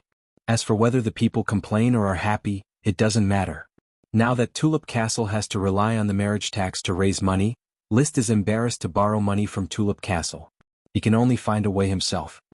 No matter how fast the thorny ironwood can grow, it can't keep up with the speed of felling. No matter how rubber worms can repair rubber trees, rubber can't be cut in large quantities. No matter how popular the flour soap is, ingredients such as animal pancreas are still in short supply. The flour brew can occupy the market, but it still needs time to spread. Basically, the products of the territory can be quickly cashed out, but it still can't fill the gap in the development of Black Horse Island. So after worrying about it, Liszt still had to sell his family property. He sent Gort and Isaiah away, hid in the study, and counted his family property that could be sold. Mithril, jade, crystal, there was not much left. He was really reluctant to sell it. His eyes finally fixed on 3 gems. One was the red blood sword inlaid with a ruby, one was a sapphire magic ring, and the other was a pink gem seized from the Iron Hoof Island campaign. I don't need the red blood sword anymore. Ulvera has been coveting it. She certainly won't be willing to sell it for 1,500 gold coins. I'll just sell it for 800 gold coins. She should be able to get it. The sapphire magic ring, as Kurdish Truth's phylactery, I don't know if there are any secrets, so don't sell it for the time being. The pink gem can be sold. But then he thought about it. There was a new inspiration. I actually don't need to prepare a lot of gifts for Levis's wedding. I can give him the pink gem. A gem worth 1,000 gold coins is definitely a very powerful gift. The pink gem can be used as a gift. After selling the red blood sword, I can buy 2 second-hand sailboats, which can almost make up for the lack of transportation capacity. The plan was in place. He immediately went to Tulip Castle to look for Ulvera. Although she was in theft in Falcon Town, she spent 11 months of the year in Tulip Castle. You want to sell the red blood sword to me? Ulvera looked at the travel-worn list and asked in surprise. I'm not selling it to you, I'm selling it for free. It just so happens that I'm short of money, and I thought that sister lacks a good weapon, so I made this decision. Are you short of money now? As you can imagine, in order to infect Black Horse Island, I hardly got any material rewards from the Iron Hoof Island campaign. The development of Black Horse Island has made me a pauper.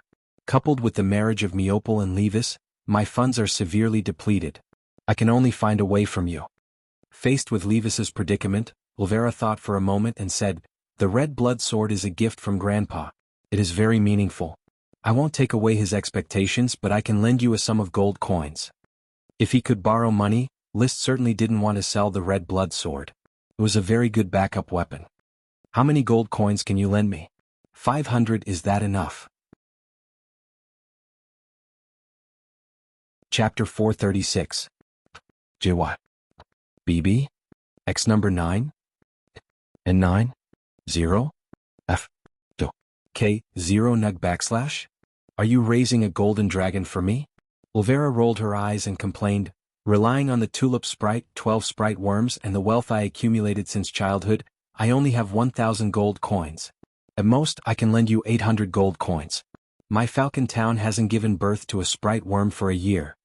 Compared to the flourishing flower town, Falcon Town, which was supposed to be a wealthy town, didn't show much improvement under her governance. It was because of the tulip sprite that she quickly planted more than 800 mu of black tulip in Falcon Town. She had just reached a certain scale and hadn't reaped much benefits. What made Ulvera depressed was that while the flower town often gave birth to sprite worms, her Falcon Town hadn't found a single sprite worm for nearly a year. In addition, she also had various expenses and was preparing to cultivate a female knight squad. Therefore, her wealth hadn't accumulated in large amounts. If she had been a male Earth Knight, then with the help of a sprite, she might have had a chance to attack the rank of Viscount. Unfortunately, she was a female. There was no need to go to the battlefield, so there was no point in keeping the gold coins. Lending 800 gold coins was similar to Liszt's expectations for selling the red blood sword. Therefore, he didn't insist. Then lend me 800 gold coins. Ulvera said, On my birthday next year, you have to prepare a big gift for me. Of course. After smoothly borrowing 800 gold coins from Ulvera, Liszt was finally in a better mood. Sometimes he deliberately avoided the constraints of family, but after all, family and outsiders were different. He had inherited the bloodline of this body and was undoubtedly a member of the Tulip family.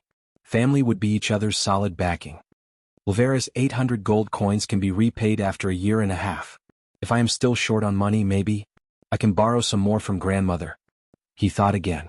In the past, because of his personality and appearance, his grandmother would always vent her resentment towards Melissa on him, and her words were slightly harsh. However, as he performed better and better, his grandmother became gentler and gentler. This was indeed a form of snobbery. However, being born into a noble family, this was inevitable. A good-for-nothing, even if he was the eldest son of the first wife, would still be looked down upon. An outstanding talent, even if he was the illegitimate son, would still be valued. This was because strength was the foundation of a family's continuity. Sitting on the aristocratic chair, Liszt could see it very clearly. He was not a young man. He had the mature mind of an adult. He knew how to let go and be tolerant. He also knew how to live a life of mixed interests and emotions. Even the most loving parents would feel sad when their children failed to live up to their expectations. The only difference was that no matter what, they could not give up the familial ties that were connected by blood. In my grandmother's eyes, my position is probably on par with Levis's. She probably won't refuse to lend me money. Moreover, she must have accumulated a lot of gold coins. Instead of staying in the small castle and letting it rot, why not lend me money to make more money? In the future I will repay her more. It felt a bit like eating off her grandmother. Liszt felt a little ashamed in his heart. He originally wanted to bury his head in his own territory and minimize his involvement with the family. In the end, he still had to rely on the help of the family. However, it does feel good to have the support of the family. I started the construction of Black Horse Island from scratch. Even with the smoke mission, it will take a lot of time. Now, relying on Olvera's gold coins and grandmother's gold coins, I can maintain a state of rapid development. Somehow, on the way back, he suddenly thought of Martha Nyenping. The widowed countess was willing to provide for him for a while at the cost of an elf. If he had just crossed over and his territory was poor, he might not have been able to resist the temptation and directly went to the Daisy Castle to become Lady Martha's servant. As for now, he still needed to have dignity and backbone. Back to Flower Town. Consultant Gort, I'll leave the matter of buying a ship to you. 800 gold coins. Be sure to choose the best old sailboat. Well, choose both cargo ships. He handed the borrowed gold coins to Gort. He paid attention to efficiency. Since there was a shortage of ships, he would buy one immediately without hesitation. Such a style was certainly not refined enough. Without those lords who were good at planning and management, it was more in line with maximizing benefits to split a penny into two. But simple and crude saved more brain and energy, and he didn't have time to work on it. Practicing qi and enjoying life were what he should do on a daily basis. Over the next few days, his life gradually calmed down. Just outside the schedule, he increased the training of the 8 little ones. This year's development order, the 8 little ones and Dosen would be his powerful assistants in plundering resources. Storm Rock Thorn. Pucci. Storm opened his mouth to release magic, and a rock thorn pierced the ground not far away. The 8 little ones were still puppies, but they ate well, drank well, developed quickly, and their magic reserves were already very considerable. With Dosen as their commander, their discipline and obedience had also been greatly improved. The Blizzard Beast Squad was impressively formed, just waiting to be tested on the battlefield. In addition to training the dogs, Liszt still persisted in taking potions, practicing qi, and honing his archery skills. Triple Arrow was already at his fingertips, and Multiple Arrow was in the process of being proficient. Charge. The roar of Defense Officer Rum Winebarrel floated in the night square. Now he was mainly responsible for the night training courses for minor children. Most of these hundreds of children would eventually continue to be serfs, but there would definitely be dozens of children who would seize the opportunity to become Liszt's retainer knight. Among them, the talented ones could even become an Earth Knight and get the opportunity to go to the battlefield to make contributions.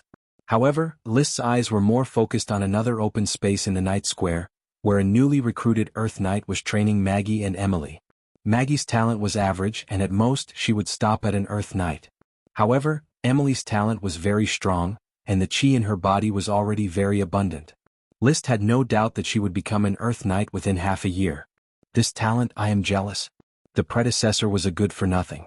He had so many resources accumulated by his family, but he did not become an Earth Knight before he reached adulthood.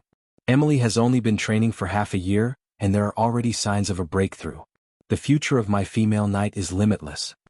Thinking of this, he couldn't help but order his valet, Thomas, remember to tell Mr. Carter and Mrs. Morrison to send Emily a piece of World of Warcraft meat and a glass of high-quality milk every day.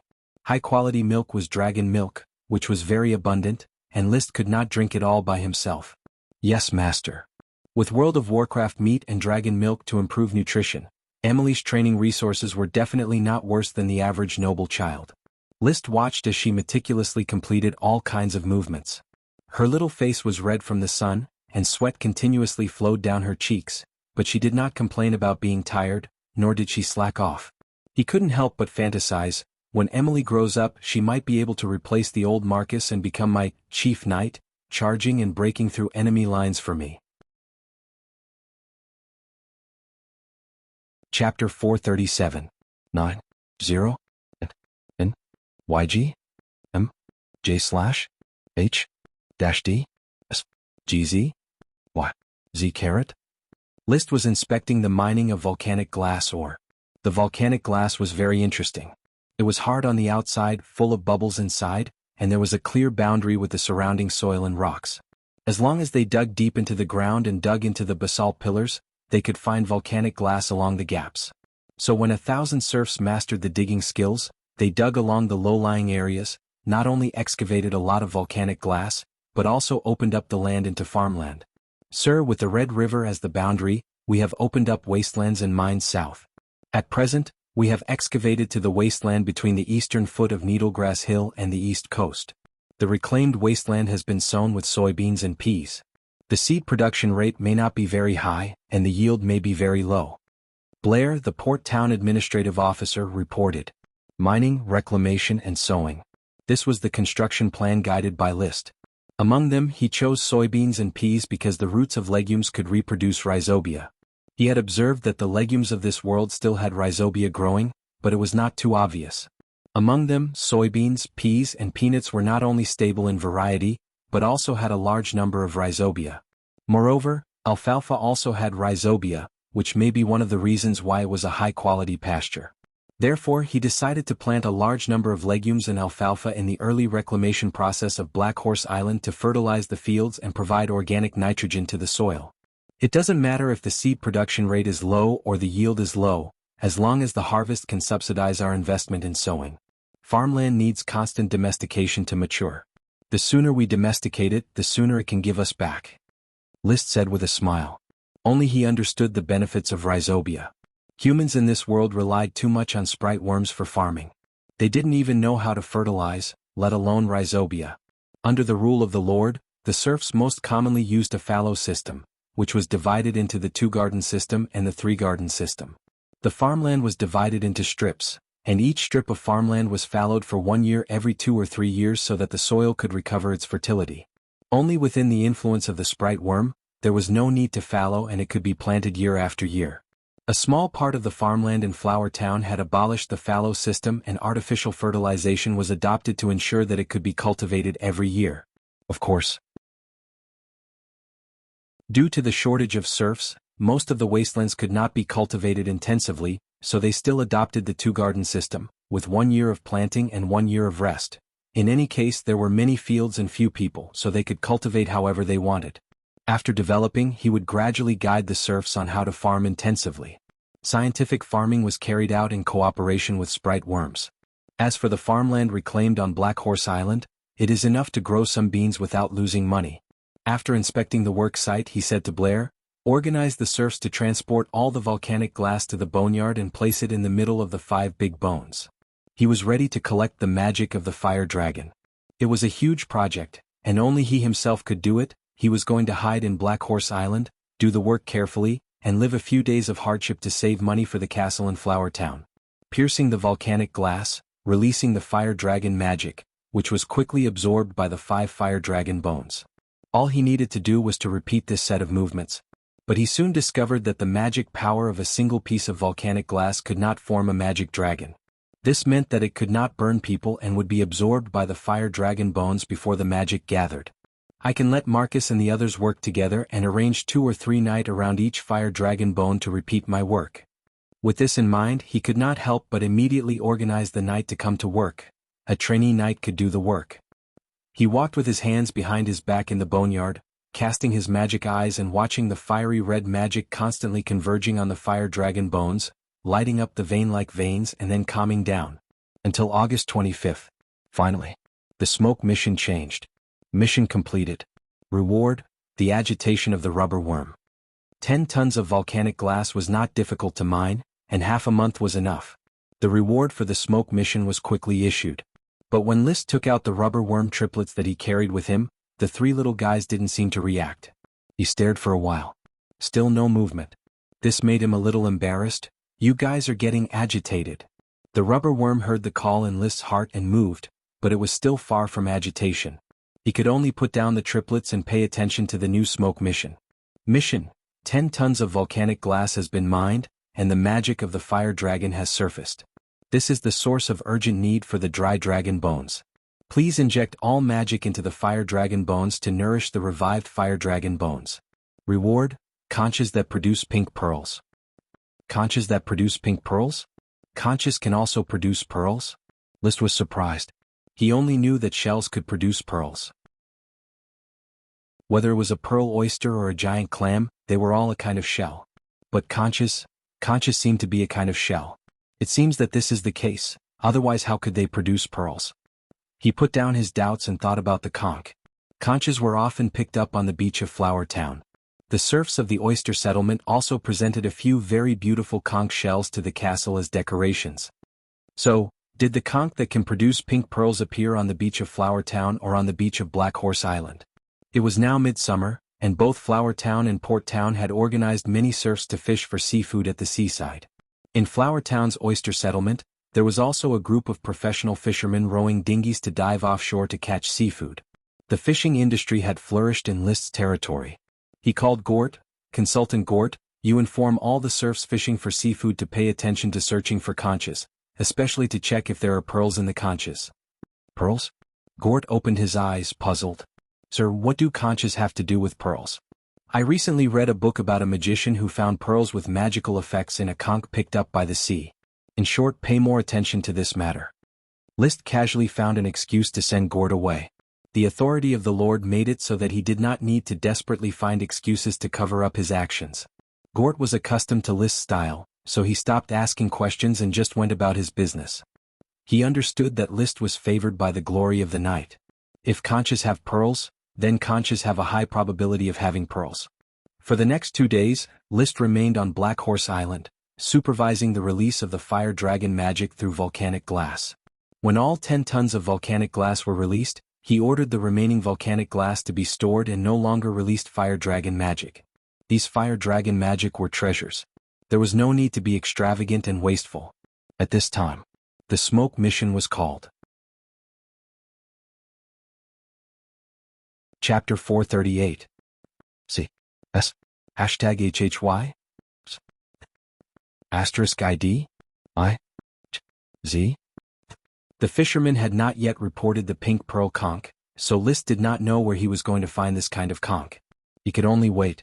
He had been on Black Horse Island for a week and was ready to return to Flower Town. By the way, he would complete the new smoke mission.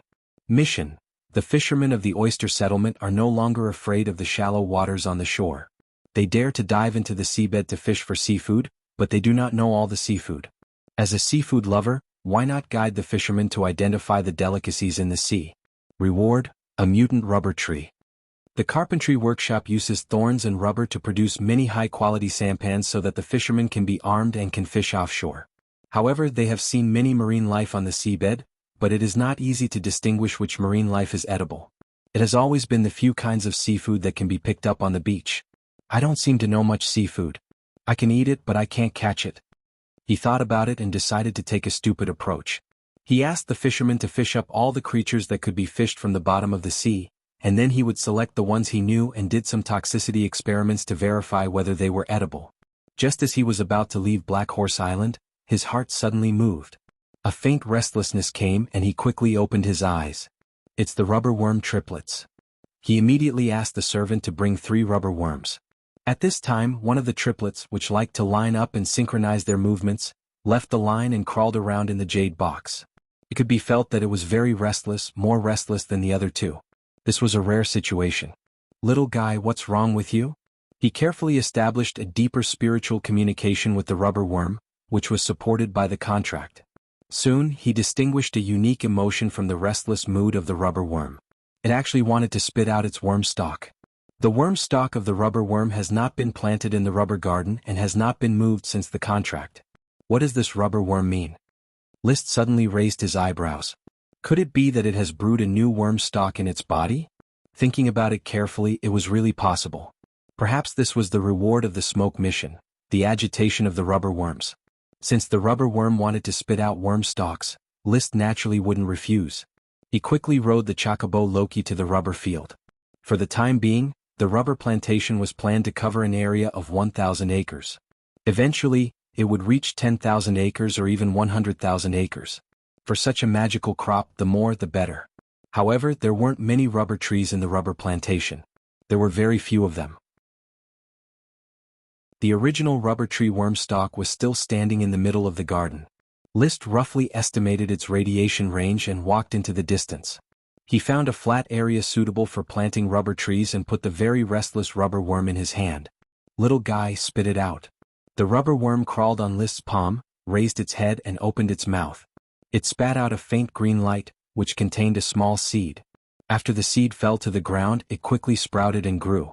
At a speed visible to the naked eye, it grew into a rubber tree that was as tall as the previous rubber tree's worm stalk within 3 minutes. But the difference was very obvious. The rubber tree's worm stalk was actually densely packed with white spherical fruits. Ordinary rubber trees, including the first rubber tree worm stalk, showed no signs of bearing fruit. Moreover, rubber trees relied on adventitious buds at their roots to reproduce. New seedlings could often be found growing around the rubber trees, which originated from the roots of the rubber trees. Liszt ordered the serfs to dig up these new seedlings and plant them in rows in the rubber plantation, constantly expanding the size of the rubber trees. Therefore, this was a plant that reproduced asexually. That's why Liszt was surprised. The flowerless and fruitless rubber tree worm stalk had actually borne fruit. He thought for a moment. At the risk of damaging the worm stalk, he plucked a fruit. The fruit, leaves and the like of a worm stalk would quickly lose its magic power after being plucked and become an ordinary plant, or at best better. It was not a big problem to pluck only one rubber fruit from a tree full of rubber fruits. While fiddling with the rubber fruit, which was gradually losing its magic power, Liszt could not help but sigh. Sprite worms are truly extraordinary. It was clearly a worm stalk, yet it gave birth to 3 sprite worms. And now the 3 sprite worms gave birth to a new worm stalk. Does this mean that the next time the rubber worm becomes restless, it will give birth to a new worm stalk? Or a variant worm stalk? The matter was settled. He returned to the port town, took the flour, which had already been loaded, and set off for Flour Town. The flour was fast and was his exclusive ship. When he was bored sailing, he teased the blizzard beasts. He spent more time studying rubber fruits. When he drilled a hole in the hard shell of the rubber fruit, he found that it was all rubber stored inside. In other words, the new variety of rubber tree concentrates rubber in its own fruit? He was pleasantly surprised. Does this mean that the new variety of rubber trees will be easy to collect rubber without harming the tree itself? When the new seedlings come out, I will immediately let the serfs try farming them. Rubber collection was troublesome and harmful to the tree. If the rubber was concentrated in the fruit, not only would it be convenient to pick, but it would also be easier to store. Such a rubber fruit could be preserved for several years like a fragrant coconut without spoiling. The value was even higher. After arriving at the Port of Flowers, Liszt's expectations for the rubber fruit had been suppressed. He rushed to the administrative office first and saw the administrative officer Isaiah. The oyster settlement's dinghy fleet is already familiar with shallow sea fishing, but they still know too little about seafood. Isaiah, immediately give the oyster settlement's dinghy fleet an order to search for all kinds of creatures from the bottom of the sea. Sir, what do you mean? We need to develop new seafood to reoccupy the Coral Islands market. We can't just rely on oysters and oil consumption. I need to restore the seafood market that is more popular than last year. Yes, sir. I will immediately give the oyster settlement an order to salvage all the creatures that can be salvaged. In addition, send someone to Coral City to buy a batch of boat nets and fine nets. There should be schools of fish in the sea near Flour Town. You can try to catch them. At present, the seafood fished in Flower Town consisted of some shellfish, mollusks, and shrimp and crabs. There were very few fishes. However, the sea was definitely filled with all kinds of fishes. List would not let go of such a resource. If everything went smoothly with this year's development order, he would definitely bring back tens of thousands of serfs. As such, there would definitely not be enough food. He could only use fish mixed with grains to fill the serfs' stomachs. I see. Isaiah replied and then added, Sir, there is a new discovery in the cornfield that you had me pay attention to. Oh, what discovery? A newly discovered piece of mutated corngrass with fat stems and leaves and equally fat ears can be directly pinched to produce thick oil. It tastes very fragrant, very much like the butter we eat. List raised his eyebrows again. Without a doubt. Chapter 439. Corngrass Field. The grain-variant corngrass, which originally had large handfuls of flower ears, has now borne full grains, looking like a relatively round triangle, squeezed together on a single ear. There is not much resemblance to the corn kernels in his memory, but they are as big as corn kernels. This large handful of ears weighs at least half a caddy. When it matures, it will surely yield far more than wheat and corn. He just doesn't know how it tastes. Is it similar to the taste of corn on the cob or similar to other grains? He doesn't know if it can be eaten as rice or ground into flour. Not far from the grain-variant corngrass, List saw the oily variant corngrass. The fat stems and leaves are not very conspicuous in the ordinary corngrass, but its ears are very conspicuous. The ears of ordinary corngrass are dry and shriveled, but this ear is unusually fat, and the tender green shell seems transparent, and it can be clearly felt that it contains a lot of oil. Pinching it, sure enough, there is oil in his hand. This is an unripe ear. When it matures, he doesn't know what the oil in the fruit looks like. They are all very valuable mutations. List's evaluation of the grain and the oily variant corngrass was good, slowly diluting his desire for corn on the cob. Then he told Isaiah, this kind of corngrass with grains on its head is called grain corn, and this kind of corngrass with oil is called oil corn. Take good care of them. When they mature, we can study their usability and prepare to plant them on a large scale. Yes, my lord. After identifying grain corn and oil corn, List cast magic eyes and circled the cornfield, finding no signs of magic. List returned to the castle and enjoyed a sumptuous dinner. At the end of the dinner, he went to the seaside villa to chat with the chief for a while. During this week's trip to Black Horse Island, he met with a chief twice at the seaside, mainly to let her command the mangrove sprite to help the mangrove forest at the mouth of the Red River stabilize its roots. The magic of the sprite is still very strong. A chi who has now been promoted to a water mage, is obviously much more cheerful and lively than when she was immersed in magic. After blowing the horn, she quickly swam from the sea, her blue hair swinging, like a waterfall falling in front of her eyes. Brother, a chi fought a sea monster today. What? It's a sea monster, a big conch that can release water whirlpools. It tried to sneak attack a chi but it couldn't defeat a chi. Conch? Sea monster? List's inspiration bloomed on the spot, but he still chose to play it safe. Are you okay? I'm fine. A chi is a water archmage. It's just a low-level sea monster, so it definitely couldn't beat a chi. A chi beat it until it hid in the crevices of the rocks. A chi said with a smile. She was quite happy that she was able to defeat a low-level sea monster. Actually, with her current strength, she could even barely fight against the Guru Mitta that had already turned into organic fertilizer. Then List began to ask about the low-level sea monster, the conch. According to a chi's description, this was a large conch the size of a wash basin with a yellowish-white shell. It liked to walk on the rocks at the bottom of the sea, and it could release ordinary magic water whirlpools, using this magic to catch small fish and shrimps. It turned out to be a carnivorous predator. Putting all this information together, List roughly understood that this was a conch that could produce pink pearls. He couldn't help but ask, a chi, can you catch it? Brother, do you want this big conch? Yes. Then a chi will go catch it now and give it to my elder brother. Oh, my elder brother said that human knights need the meat of magical beasts to cultivate. In that case, a chi will often look for sea monsters and catch them for my elder brother to eat. In this way, my elder brother will be able to become a sky knight sooner. What a considerate little fairy. List ruffled her blue hair with all his might. A chi, you understand me?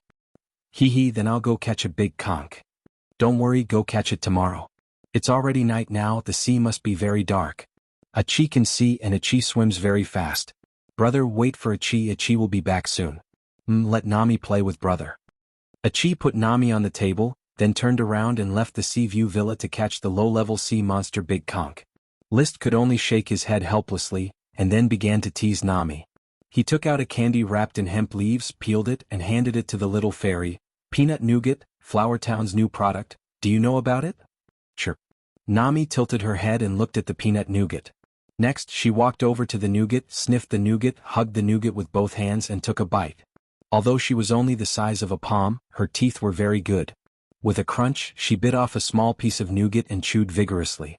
Then she shouted excitedly, chirp, chirp, chirp. Is it delicious? Squeak. Nami held the nougat in her arms and ate happily. List looked at the beautiful little creature with a smile and said softly, after eating and drinking, don't forget to work for me. The mangroves of Mangrove Island are growing well and no longer need the cordyceps to affect them. When the mangroves of Red Estuary grow, move the cordyceps there and develop the mangroves of Red Estuary for me. Without a contract, communication between him and Nami was hindered. Therefore, Nami could not understand what he was saying. She just hugged the nougat and ate it, and from time to time raised her head and called out to List, chirp. When the nougat was finished, List took out another one.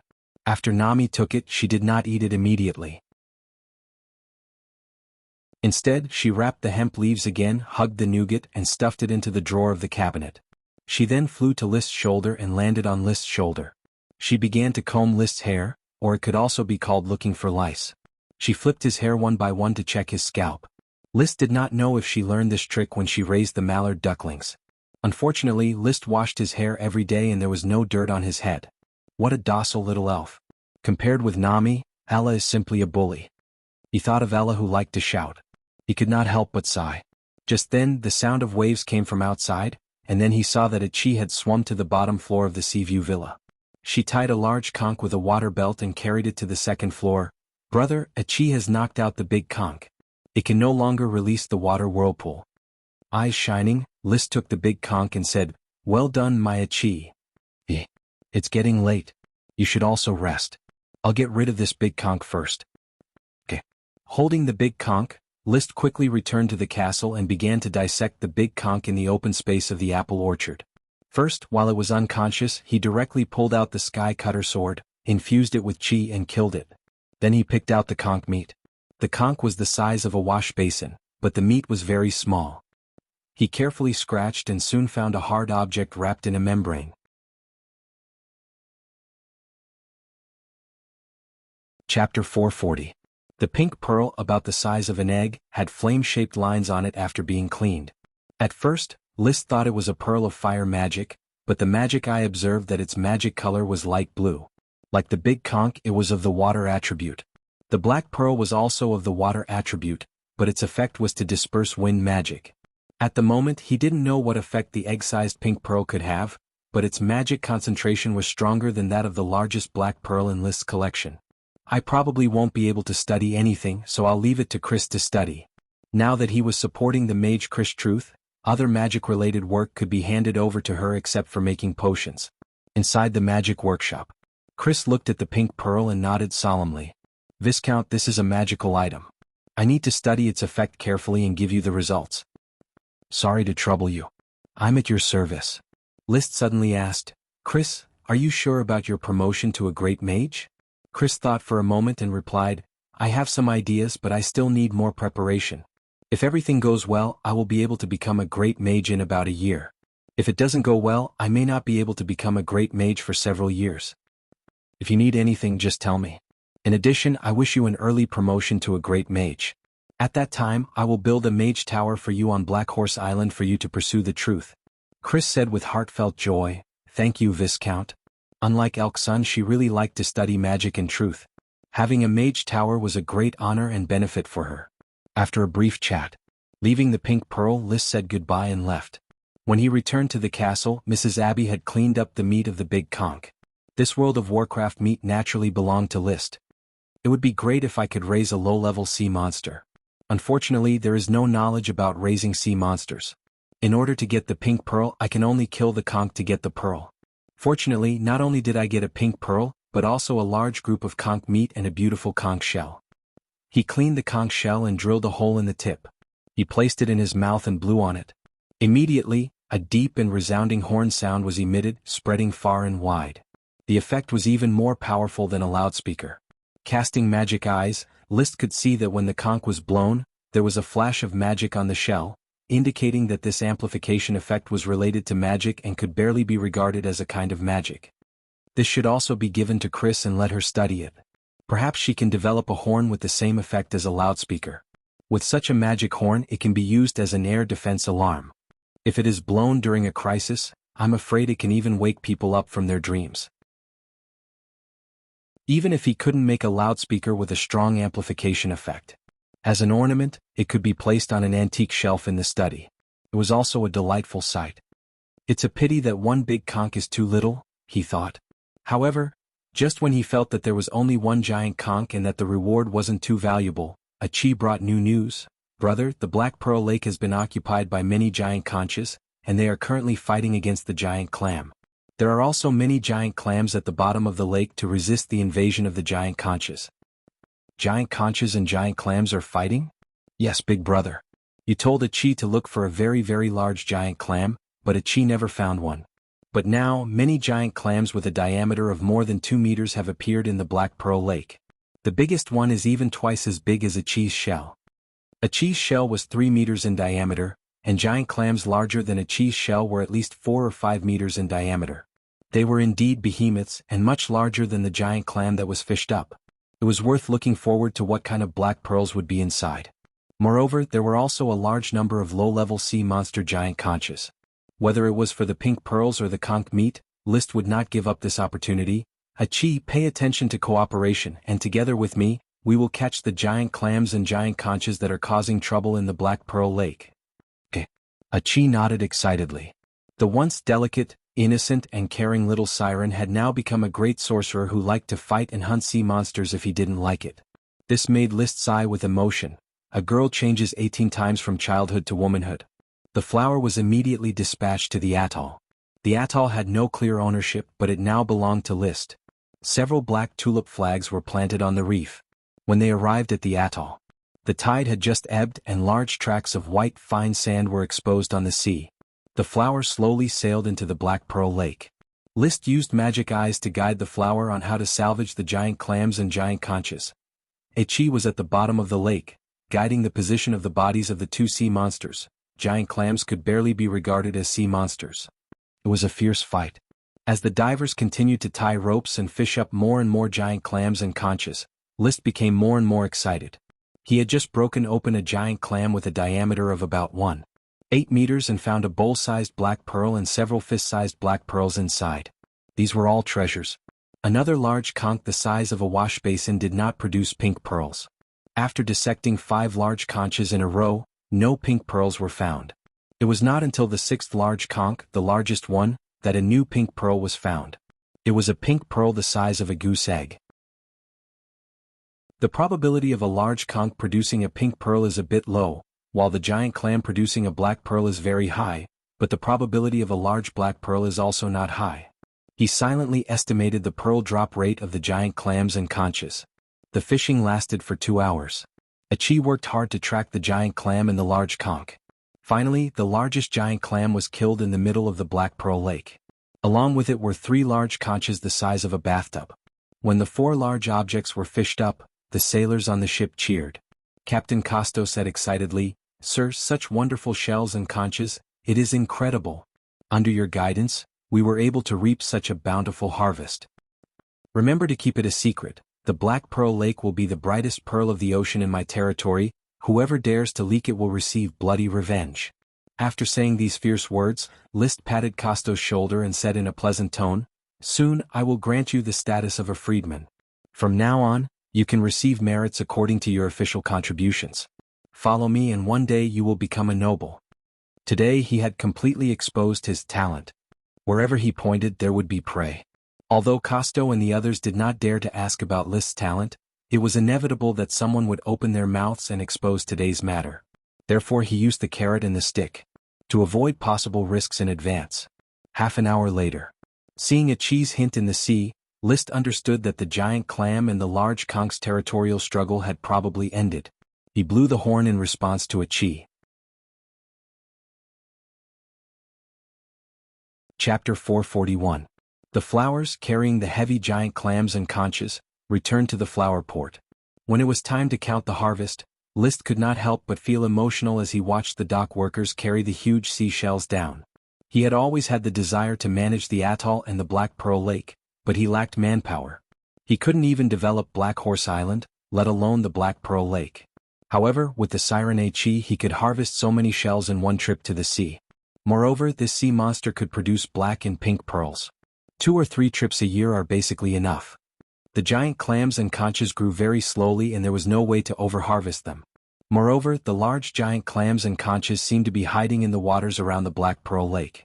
It was rare to see them fighting for territory in the Black Pearl Lake, allowing a Chi to happily take advantage of them. "Sir, what should we do with these seafood?" A knight who served as a dock official came to inquire. He was List's former classmate, the second son of a small aristocrat. List said directly, "Leave the big conches to the castle. Collect the giant clams' black pearls and give them to the castle. As for the meat, put it in the seafood market. Half of it will be given to the Thorns caravan to sell and the other half will be sold at a low price for Flower Town and the Port Town to consume." Whether it was Flower Town or the Port Town, apart from wheat and other food that needed to be purchased, the price of other seafood such as seafood was very low. Even serfs could afford to eat seafood every day. The reason was very simple. The sea had not been overfished and was rich in fishery resources. Unfortunately, this method did not have much technical content. The Coral Island was a small town near the sea and the lords were fishing for seafood in private. They either ate it in their own territory or secretly sold it to the surrounding towns. Flower Town's seafood business was hit by such a situation. The seafood that existed on the beach could no longer be sold at any price. That was why he now asked the oyster settlement's residents to move offshore and dive to catch other seafood, replacing the beach seafood with shallow water seafood. Eventually, deep water seafood, shallow water seafood, and beach seafood would develop synchronously. "Master, there is too much meat in the conch. I'm afraid we won't be able to finish it, and it's not easy to store it. There is not much ice in the icehouse, so there is no way to keep the seafood fresh." Mrs. Abby couldn't help but worry when she saw a large pile of conches being transported back to the castle. "Just make them into food and give them to me. I will distribute them to the knight of the territory and let them enjoy the nourishment of the sea monsters together," List said casually. He had already finished eating the meat of the 6-headed Hydra King, and the skin had been made into snakeskin armor. The bones and other parts had been handed over to Crazy Truth to be processed into magic materials. Now in the gem space there are not many items stored. List, who has a big business, no longer stores low-value items such as fine steel armor in the gem space. At present, in the gem space there are only the red blood sword, the floating bottle, the soul storage jar, a spare set of mithril armor, 2 pairs of binoculars, the sapphire magic ring, the sheep head flag, the sapphire dragon bow, the soul sinking wood, and a batch of poison thorny wood arrows. There are also 5 books: the Diary of the Descendants of Philip's Sons, which is used to learn the Sun language, to His Highness Annette Curtis Truth, which records how the Lich and the Ghost Ship were made, the Sword Saint's letter given by Marquis Merlin, the Unnamed Dragon Raising Manual, and the high-level Chi secret book, the Red Sun Rising Fire. The mithril or jade, crystals and black pearls were all sealed in the castle's warehouse. So, he saved a lot of space in the gem space for the storage of World of Warcraft meat, sea monster meat, dragon milk and potions, ensuring that no matter where he goes, he can enjoy the same nutrition. This batch of conch meat can be stored in the gem space and enjoyed slowly. Of course, he is not stingy enough to enjoy all the sea monster meat alone.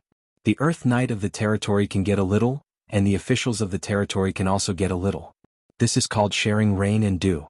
After the inventory was finished, there were not many pink pearls. Counting the one that Chris was studying, a total of 7 were harvested. 2 ordinary bowl-sized pink pearls were taken from the 3 bathtub-sized conches, 1 without a pink pearl, 2 goose egg-sized pink pearls and 3 egg-sized pink pearls. These 7 pink pearls are not very regular oval shapes, and they all have flame-shaped lines. There are a lot of black pearls, a total of 136. Among them, the largest giant clam had contributed 29 black pearls. Plus the black pearls in List's inventory. There are a total of 3 basketball-sized black pearls, 11 bowl-sized black pearls, 48 fist-sized black pearls, and many smaller black pearls. There are also 2 wash-basin-sized black pearls, 1 from the inventory, and 1 from the largest giant clam caught today. Moreover, there is an even larger black pearl the size of a bathtub. There is no doubt that it was also taken from the largest giant clam. Well, so many pearls, am I rich again? List smiled as he looked at the black pearls piled up together, already imagining the future of the sea. Previously, there were 2 wash-basin-sized black pearls, which had been made into calm pearls and armed on flowers and thorns. Although there is no strong storm between Black Horse Island and Coral Island, occasionally when there is strong convective weather, the activation of the calm pearls can greatly reduce the shaking of the ship and safely survive the storm. This bathtub must be used on my flagship in the future. When I get the shipbuilding technology, I will study the longitudinal sail technology and keel technology. Relying on rubber and thorn wood, I will definitely be able to build a super luxurious multi-masted sailboat. Yes, maybe I can study magic power. Black pearls can dispel wind attribute magic, even ordinary wind. So can reverse research, can I develop a magic array that can stimulate wind? Even more in-depth research, design a magic array that can control wind attribute magic, so that the storm can also become the driving force of the ship. Thinking about it, it is very interesting. However, to do this, there is no way to achieve it without a lot of financial, material, and manpower. I still have to continue to stay on Black Horse Island and slowly develop. Maybe before the territory is developed, I will successfully ride a dragon and become a dragon knight. At that time, it seems that there is no need to study any magic ships. In any case, he immediately put the black pearl the size of the bathtub into the gem space. The value of this black pearl is absolutely huge. Other black pearls are just stored in the warehouse. Looking at the shiny black pearls, he suddenly had a flash of inspiration. I originally planned to give Levis a pink gem as a wedding gift, but now it seems that there is no need to give it. The pink gem can be given to a Chi or Chris. They are magicians and need spirit enhancement. Not giving Levis a pink gem. What to give as a gift is obvious. Give a black pearl the size of a basketball. Judging from the appearance alone, it is definitely more shocking than a gem. At first, a black pearl the size of a fist was sold to Levis for hundreds of gold coins. Now, a black pearl the size of a basketball, Levis will definitely be happy. A new week. Chapter 442. The giant clam and conch brought a lot of pearls, but the biggest contributor was actually the siren Chi. At night in the Seascape Villa, List patiently listened to Chi talking about what she saw in the Black Pearl Lake and how the giant clam and conch fought for territory. He first redefined new names for the giant clam and conch, black giant clam, and pink conch, and classified both shells as sea monsters. The reason was very simple. The largest black giant clam was full of magic power and could also release magic water bombs. Fighting alone against 3 strong pink conch, the water whirlpool and water bombs collided, smashing the reef on the seabed and making the water dark. Finally, when the 4 sea monsters were all exhausted, a Chi easily rushed out and ended their lives. On other battlefields, the pink conch and the black giant clam also won. Although the black giant clam withstood the attack of the pink conch, it suffered heavy damage and had to give up half of the Black Pearl Lake to the pink conch. Brother, a Chi found that the black giant clam and pink conch are very smart. They saw a Chi hunting a lot of big black giant clam and pink conch, so they took the initiative to stop fighting. The black giant clam left a lot of small black giant clam, and the pink conch left a lot of small pink conch and then retreated. The small black giant clam and pink conch had no fishing value. So, the Black Pearl Lake is actually equivalent to a nursery base for shells? List was very curious about this behavior. The large black giant clam and pink conch obviously did not live in the Black Pearl Lake. They went to the surrounding deep sea to survive, leaving their seedlings in the Black Pearl Lake to breed. This was once the breeding ground of the black giant clam, but now half of it was lost to the pink conch. It was no longer appropriate to use the Black Pearl Lake as a name. A Chi, do you think this sea lake should be called Black Powder Lake or Pearl Lake? List asked. A Chi tilted her head and thought, brother, black powder sounds so bad, let's call it Pearl Lake. Black giant clam and pink conch can produce beautiful pearls. She held a bowl-sized black pearl and an egg-sized pink pearl, her eyes twinkling like stars. Women always had no resistance to pearls and gems, even though they were only provided by List for her to study magic arrays. As a great magician, studying magic had already become secondary. Researching magic arrays was the most important thing. After confirming that the name of the lake formed by the annular reef was Pearl Lake, List said goodbye and left. Before leaving, he told a Chi to go to Pearl Lake often and pay attention to the situation of the black giant clam and the pink conch. One was to determine the breeding time of the 2 sea monsters, and the other was to wait for their next battle. The battle for territory would definitely not end so easily. Next time it would probably be another glorious harvest. The shell sea monster in the annular reef in Pearl Lake came to an end. However, the work related to seafood wasn't over yet. List would go to the oyster settlement every day to identify the shallow water seafood caught by the fishermen. The variety of seafood in shallow water was obviously more abundant than on the beach. Not only were there more shellfish, shrimps and crabs, but there were also many novel creatures. There was a very tasty strange fish named by List as prawn gurgling, which had become one of the castle's daily dishes. There was a black lump with soft thorns, named sea cucumber, which had also become a daily dish in the castle. There was also a soft eight-clawed thing with legs and head, named squid, which had also become a daily dish in the castle. Mrs. Abby was now busy cooking this seafood every day. The fishermen of the oyster settlement were thinking of ways to quickly catch the shallow water seafood. Unfortunately, List called for the smoke mission several times, but he didn't see the smoke mission complete. It was still the original Serpentine's mission. The fishermen of the oyster settlement are no longer afraid of the shallow water area on the shore. They dare to dive to the bottom of the sea to fish for seafood, but they don't know all the seafood. As a seafood lover, why not instruct the fishermen to identify the delicacies in the sea? Reward: a mutated rubber tree. Until today. On September 5th, just after a rainstorm, the fishermen of the oyster settlement couldn't wait to go to the sea to fish. At dusk they brought new seafood. When they arrived at the castle they gave it to List to identify. List saw an ugly shell. At first glance this shell looked like a fleshy shell, very ugly. However, he was excited.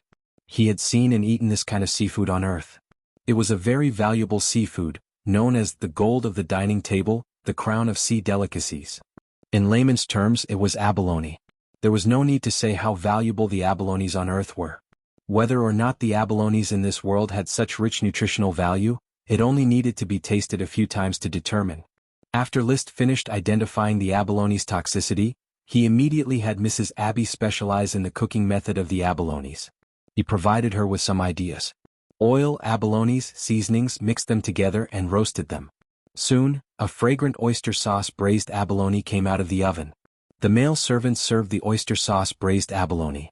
The butler poured a glass of wine brewed by the territory's winery for List, and then he could start eating. The tableware was a pair of chopsticks. When eating in private he used chopsticks. He didn't like to use knives and forks. He picked up a piece of soft abalone meat, put it in his mouth and chewed for a moment. Not bad, the texture is delicate and smooth and the taste of oil is a bit strong. Next time I should put less and reflect the taste of the abalone itself. After eating several abalones in a row, he announced that abalones had become a daily dish in the castle. Lobster, crab, clam, mantis shrimp, razor clam, oyster, sea cucumber, squid, shrimp, snail, abalone, small dried fish and occasionally turtle and geoduck, all of which had been included in the castle's menu. At present, the territory could basically rely on the sea to eat. When the abalones officially landed on the table, the long-awaited smoke mission had finally changed. Mission completed. Reward: a mutant variety of rubber tree fruit. The new mission was immediately released. Mission: 2 second-hand sailboats are about to be added to the territory fleet to undertake the cargo task of Black Horse Island and Flower Town. Consultant Gort, who purchased the ship, seems to have brought very good news. Please grasp this news. Reward: a mutant variety of corn grass. The fruit is a mutant variety of rubber tree. If nothing else, it should be a rubber tree propagated by a new cordyceps, a rubber tree that can bear fruit, a rubber fruit tree. List guessed in his heart. As for the mutant variety of corn grass, this time, it should be the turn of the corn cob, right? First it was the sorghum-like corn, then it was the oil corn that could be squeezed out of oil. The evolution direction of corn grass was obviously the corn cob. In fact, I suspect that this is a chain mission about the corn grass sprite worm. Is the corn grass sprite worm going to evolve? He suddenly thought, but quickly denied himself. It shouldn't be. The corn grass sprite worm has not been born for a long time, and there is no restlessness. The restlessness is the rubber worm triplets.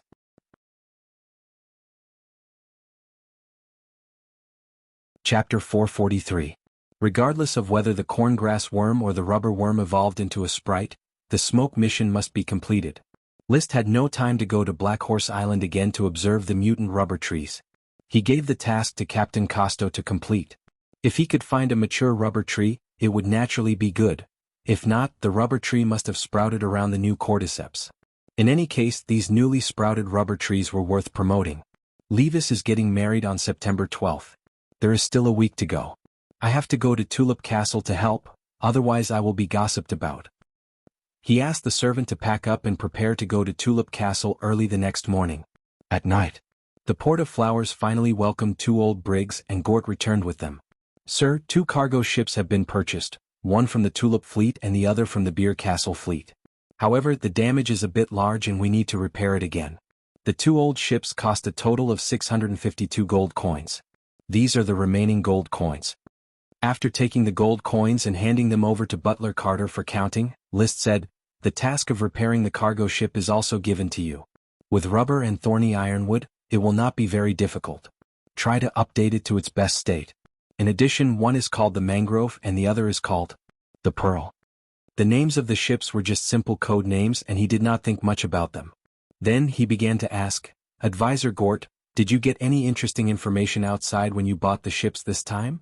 Gort suddenly said, "Sir, I almost forgot, there is good news that you will like." The content of the smoke mission came. List smiled and asked, "What good news?" Viscount Jonas of Gravel Castle found 2 newly born sprite worms in his territory. One is a black nightshade sprite worm and the other is a Venus flytrap sprite worm. He is going to sell them to compensate for the losses of the Ironhoof Island campaign. Gort said excitedly, "These 2 sprite worms, one for 1,500 gold coins and the other for 1,200 gold coins. Sir, do you need them?" Black nightshade sprite worm? Venus flytrap? List raised his eyebrows. He was determined to get his hands on the black nightshade worm. The most recent batch of black nightshade was about to mature. Although its effects were still unclear, it was a type of magic ingredient and its value would not be too low. The territory only had 1 black nightshade bug, and it only had 100 acres of land. With another black nightshade bug he could farm another 100 or so acres of land.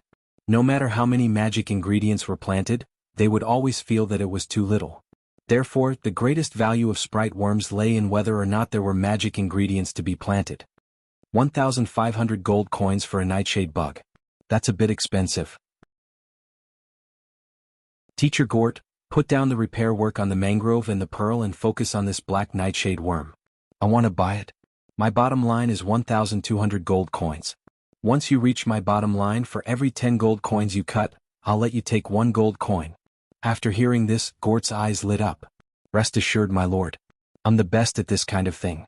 I can definitely get the black nightshade worm for 1,200 gold coins. I look forward to you bringing back the black nightshade bug. Right, sir. Do you need a Venus flytrap? If I can buy it for 800 gold coins, then I want it. If not, then forget it. Similarly, for every 10 gold coins I cut, you can take 1. List thought for a moment and said. He knew what a Venus flytrap was. Some aristocrats would place 1 or 2 Venus flytraps in their bedrooms to catch mosquitoes. But in fact, the efficiency of a Venus flytrap simply did not have any effect on clearing mosquitoes. At most, it looked like a rarity. Although sprite worms were beautiful little creatures, he still felt that spending more than 800 gold coins for this useless sprite worm was not worth it. For the sake of completing the smoke mission.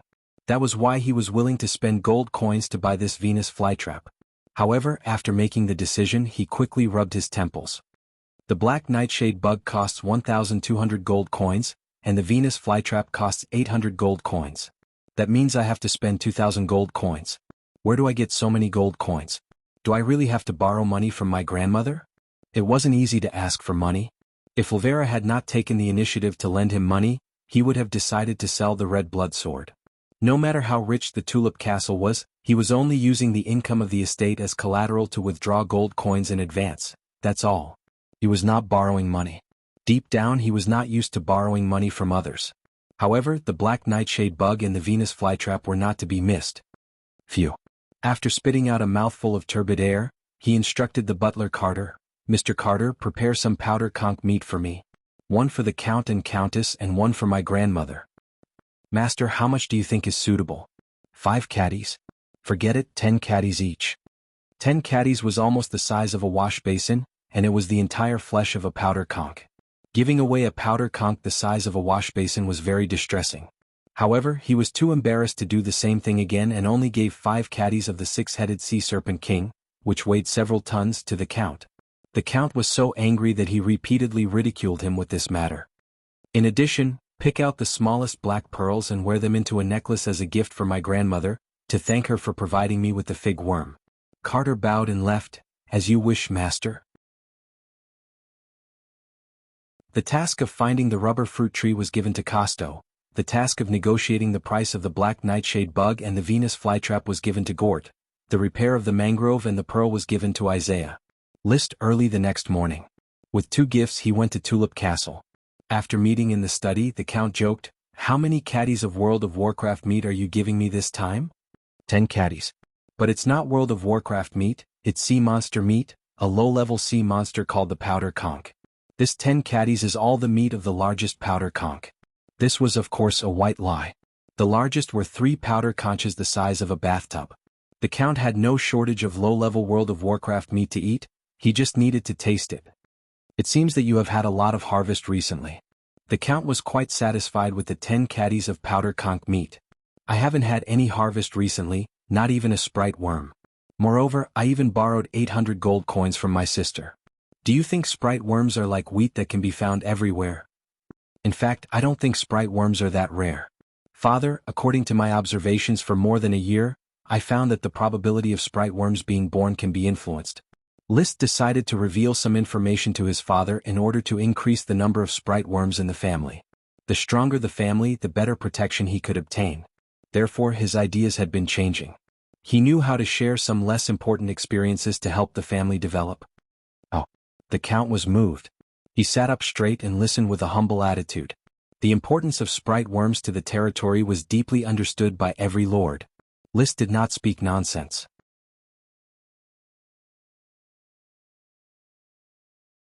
Chapter 444. Increase the supply of nutrients? Just like you did in your territory, collect the excrement and then water the plants. Sorry, List, many people don't quite understand what you do in your territory. The Count frowned. List said calmly, I have heard people call me Dung Vegetable Baron behind my back, and even call Flower Town Big Dung Town. This is just their ignorance. You know the wizard's triangle theory, which believes that matter, magic and spirit are a cycle. In fact, nature is the biggest cycle. Explain in detail. Let me give you an example. Grass sprouts from the ground and is eaten by a sheep. After the sheep digests the food, it produces excrement. Where there is excrement, grass tends to grow very vigorously. Because the excrement is decomposed by invisible tiny organisms and becomes nutrients for the plants. In this way, a complete biological chain is formed. Next, List had to recall the biological knowledge he learned in high school and junior high school, and explain to the Count, who asked all kinds of strange questions. He answered questions such as, why does grass grow on excrement? The sheep is the consumer, so does it pay? What does photosynthesis mean? The sun is very hot and I am photosynthesizing. How can you guarantee that the sheep has to shit on the grass, it can give to the trees, and so on? In the end, there was no need for List to summarize. The Count had already summed it up himself. So, vegetables grown from excrement are the best? Yes, father, you can try it in your territory. The vigorous development of Flower Town explains everything. I am called Dung Vegetable Baron by others, but now I am a young Viscount and an elite Earth Knight. I have more than 20 sprite worms and 2 lesser sprites in my territory. You are indeed favored by the glory of the night. Of course I am favored by the glory of the night, but you should also see that in addition to the glory of the night, scientific farming is also very helpful. The Count pondered for a moment and said, what you said makes sense. I will try to grow crops with excrement in my territory. I can try to grow the food that the serfs eat. However, I will only choose the food cultivated by the sprites in Tulip Castle. That is the food that I can rest assured about. That was it. Whether the Count believed it or not, List said no more. After all, they were not real relatives and he still had a barrier in his heart against the Earl and the others. He didn't see Levis, who had already gone out to invite guests. After leaving the study, he went straight to the small castle next to Coral City to give the gift to his grandmother. Vera was there as well. She was almost always in Tulip Castle or Little Castle, rarely returning to her own territory. Sister, are you here too? It just so happens that I've brought some low-level sea monster meat that I just caught for grandmother. There's about 5 kilograms of it. You and grandmother can taste it together. List asked someone to send the meat to the small castle's kitchen. Are you here to help Tulip Castle? Olvera asked. Yes. Madame Penelope was very happy to see her grandson arrive. Our family's glorious child has sent me meat, and the meat of a low-level sea monster at that. This always warms the heart of an old woman like me. If your mother had done this, I think she would have been a qualified countess. In fact, I not only brought you sea monster meat, but also a necklace of black pearls that can calm the mind. He took the box handed over by the servant and took out a necklace of black pearls that looked like prayer beads. This is a black pearl, the kind that can disperse wind-attributed magic? Olvera exclaimed, it's really beautiful, such a bright black. Although it's not a gem, it's rounder than ordinary jade and crystal. Such a necklace is simply beautiful to the extreme. Liszt put the necklace of black pearls around Madame Penelope's neck. It sets off your temperament, grandmother. I'm already over 70 years old, I don't have any temperament. Despite saying so, Madame Penelope got up and went to the mirror. Carefully looking in the mirror, she happily looked at the necklace of black pearls around her neck. Olvera pulled Liszt and asked, do you still have a necklace of black pearls? I'm sorry, sister. It's not easy to collect so many black pearls. I believe that on your birthday next year, I will certainly be able to collect a new necklace of black pearls and give it to you as a gift. Olvera smiled with satisfaction. Madame Penelope had already admired the necklace of black pearls and hung it around her neck, not taking it off. Perhaps she was worried that her granddaughter would snatch it away. She sat down and said with a smile, Speak, Liszt, what are you going to take from grandmother? I just came to give you a gift, that's all. If you just brought me the meat of a low-level sea monster, I believe that you are simple. However, such a necklace does not have such a simple purpose. Well, I can't hide anything from you, grandmother. Liszt coughed. I don't know if grandmother has heard, but Viscount Yunus is preparing to sell 2 sprite worms to ease the financial pressure on his territory. A black nightshade sprite worm and a flytrap worm. I want to buy them, but I am short of money. The meaning was clear. Madame Penelope directly asked, How much do you need? I estimate that I can buy these 2 sprite worms for about 2,000 gold coins. Therefore, grandmother, you can lend me 2,000 gold coins. 2,000 gold coins is not a small number. Do you really want to buy these 2 sprite worms? The black nightshade sprite worm is somewhat useful, its fruit can be eaten, but the flytrap worm is useless and can only be used as a potted ornament, said Madame Penelope. The type of auxiliary magic ingredient, the black nightshade, was still a secret. No one knew that the black nightshade also produced a magic ingredient. Therefore, the value of the black nightshade sprite worm was not high. I need them. In my opinion, each sprite worm, as long as it is properly used, can display great value. Just like my thorn sprite Ella, it used to be a thorn sprite worm, but now it has become the brightest gem in my territory. Since you have decided, well, I will raise the 2,000 gold coins as soon as possible. Madame Penelope agreed to lend the gold coins and then said, the interest of 2,000 gold coins cannot be exchanged for this black pearl necklace. They are more precious than the white pearl necklace. Then you can take away another potted plant. Every time he came to grandmother, he would never return empty-handed, so a potted plant was a must. Liszt walked to the balcony with anticipation, activated magic eyes, and carefully observed the potted plants. However, he was disappointed. There was no sign of magic in any of the potted plants. So, he collected his mood and chose a pot of blueberries that were growing more vigorously and slightly useful. Blueberries are a relatively common fruit and taste good. There are a lot of blueberries in this pot. He can try to use its fruit to plant a batch on Black Horse Island. When I return to Flower Town, I will take this potted plant with me. Now, grandmother, please continue to take care of it. So.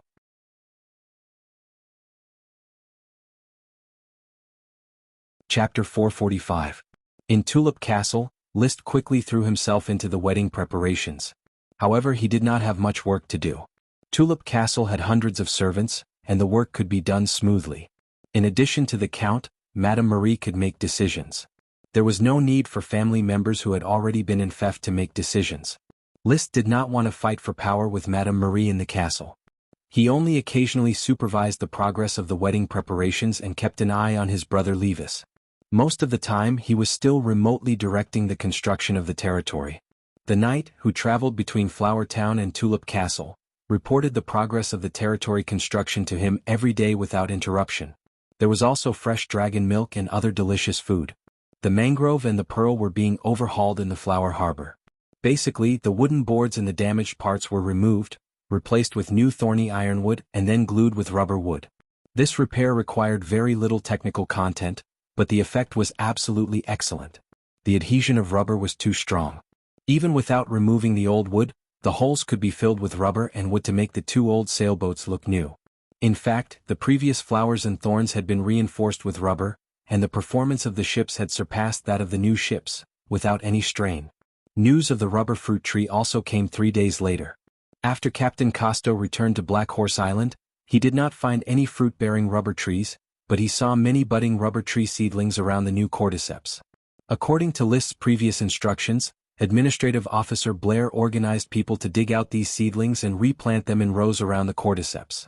It was basically concluded that these seedlings were the rubber fruit trees rewarded by the smoke task. On the other side, Chris Truth also had good news. In the letter sent by the night, she had figured out the effect of the pink pearls, dispelling the surrounding water attribute magic. The black pearl of the black giant clam could dispel the surrounding wind attribute magic. The pink pearl of the pink conch could dispel the surrounding water attribute magic. The egg-sized pink pearl, once made into magic equipment, could dispel all the water attribute magic within a radius of 100 meters. Such an effect, together with the sea-calming pearl made of black pearls, could almost avoid all the storms and waves on the sea, allowing the ship to sail safely. It actually has such a powerful effect. Is this specially prepared for my upcoming sailing era?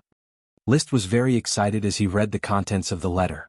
The sea-calming divine pearl was already strong enough to suppress all storms, and the pink pearl could suppress all waves. Apart from sea monsters, what else was there to be afraid of in the sea? Most importantly, Virginia Truth, who lived in the Soul storage tank, had already described the keel-fixing technique. In the future, when the keel-fixing technology was used in shipbuilding, they wouldn't even have to be afraid of sea monsters in the sea. In this way, the storms, waves and sea monsters have all been cleared. Can I lead the fleet to leave the Aquamarine Sea and sail towards the Devil's Sea? Then cross the Devil's Sea to explore further? What's on the other side of the Devil's Sea? List vaguely speculated that it was the residence of the Sun's Child, which was the world described on the floating bottle, the hometown described in the diary of Old Phil, the ancestor of the cobbler's shop, which was the descendant of his friend Philip Sunday. It was worth mentioning that List had learned all the Sunscript recorded in the diary. This was a set of complex but contained a set of rules, which made him believe that it was definitely a highly developed civilization that could create such complex and regular characters. Unfortunately, Philip's recorded Sunscript was still too little, and this little vocabulary could not be used for reading and writing. When I developed the magic power drive and vertical sail technology, coupled with the keel-fixing technique, as well as the sea-calming pearl, wind and sea-calming pearl, water, the Devil's Sea definitely won't be able to stop me. He had already decided to make the pink pearl into a new sea-calming pearl. In order to distinguish the black pearl products, he would use wind and water as suffixes. In a good mood, he replied to Chris, asking her to continue to study the pink pearl and see if she could make the sea-calming pearl, water, with reference to the sea-calming pearl, wind. Chris was not good at making magic equipment. If it didn't work, then List would have to invite Glanny Truth to make it.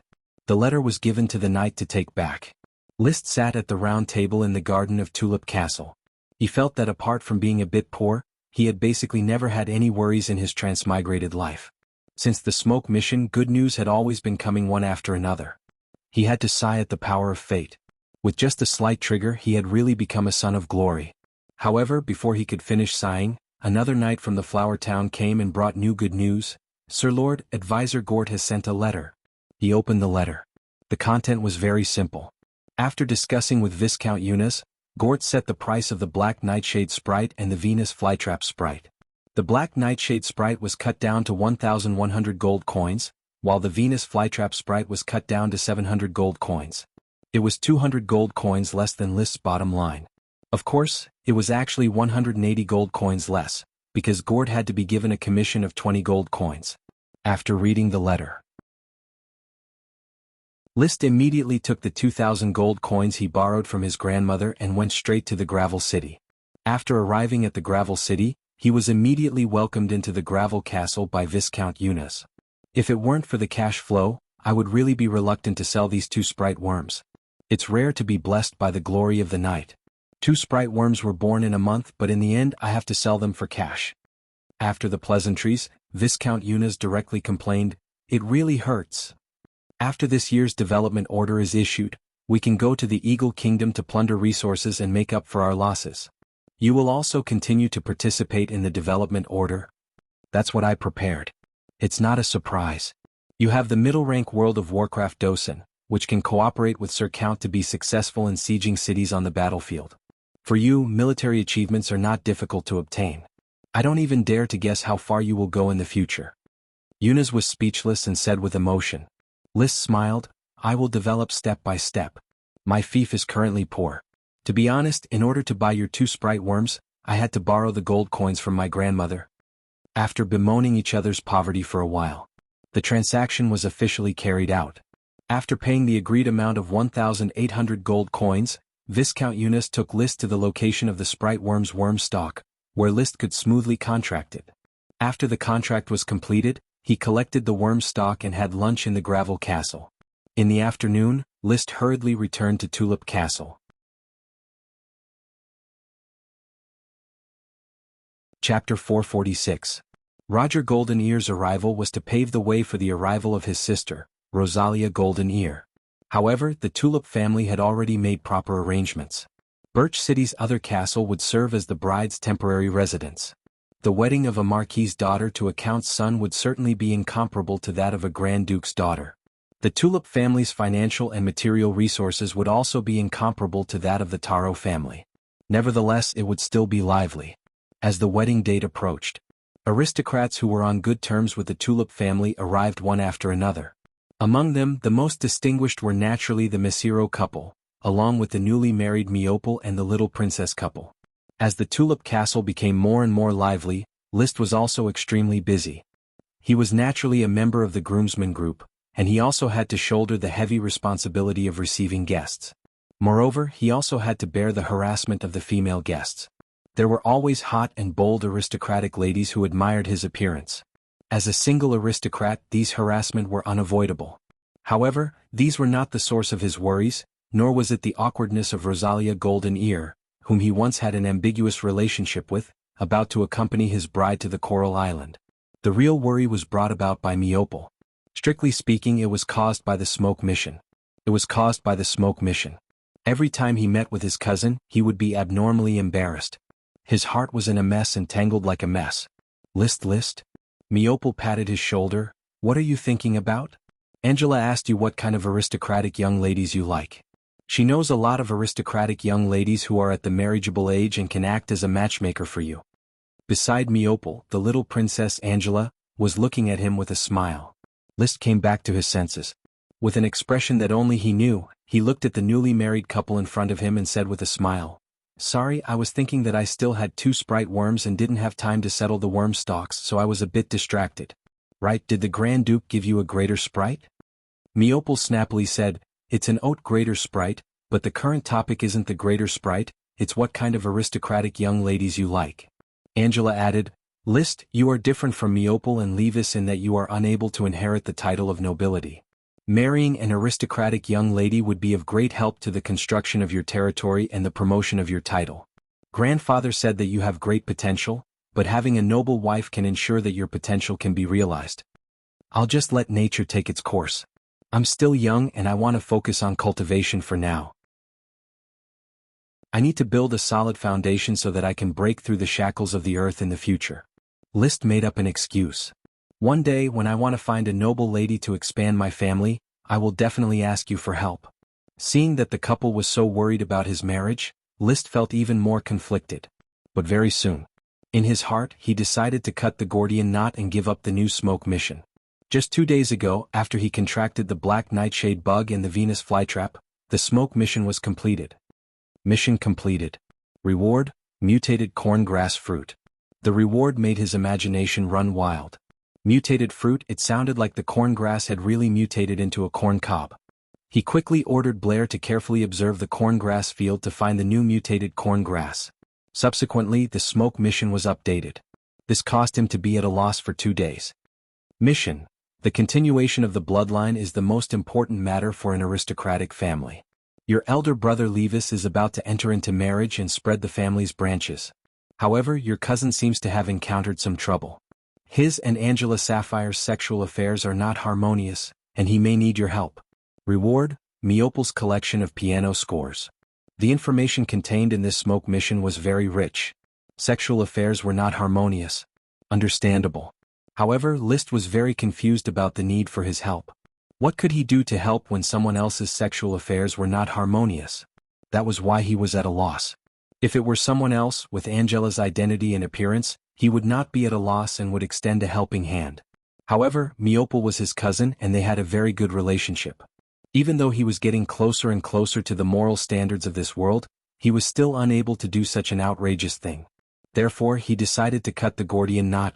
I have recently been studying the piano. Miopal, I remember that you have a few piano scores in your collection. How about you give me one? No problem. Miopal readily agreed. This made List feel relieved. Fortunately, the mission reward was only a piano score which could change the mission. If the reward was a sprite or information related to the fire dragon bone, perhaps his sense of morality would not be able to control him. Even if it was incest, he would still have to complete it. The knot in his heart was untied. List restored his usual indifference. However, he felt that sooner or later, cousin Miopal's head would be green. A life without harmony would sooner or later have problems. He could only wish the Taro family the best and ensure the purity of their bloodline. The morning before the wedding. The official fleet of Golden Island finally docked at the Coral City harbor. Marquis Roderick and his wife, along with the nobles of Golden Island who came to attend the wedding, as well as their soon-to-be-married daughter Rolia Golden Wheat, headed to Birch City's castle. They would spend the night in Birch City and come to Tulip Castle tomorrow to attend the wedding. As the second son of the Tulip family, List needed to serve as the best man. The best men were all familiar members.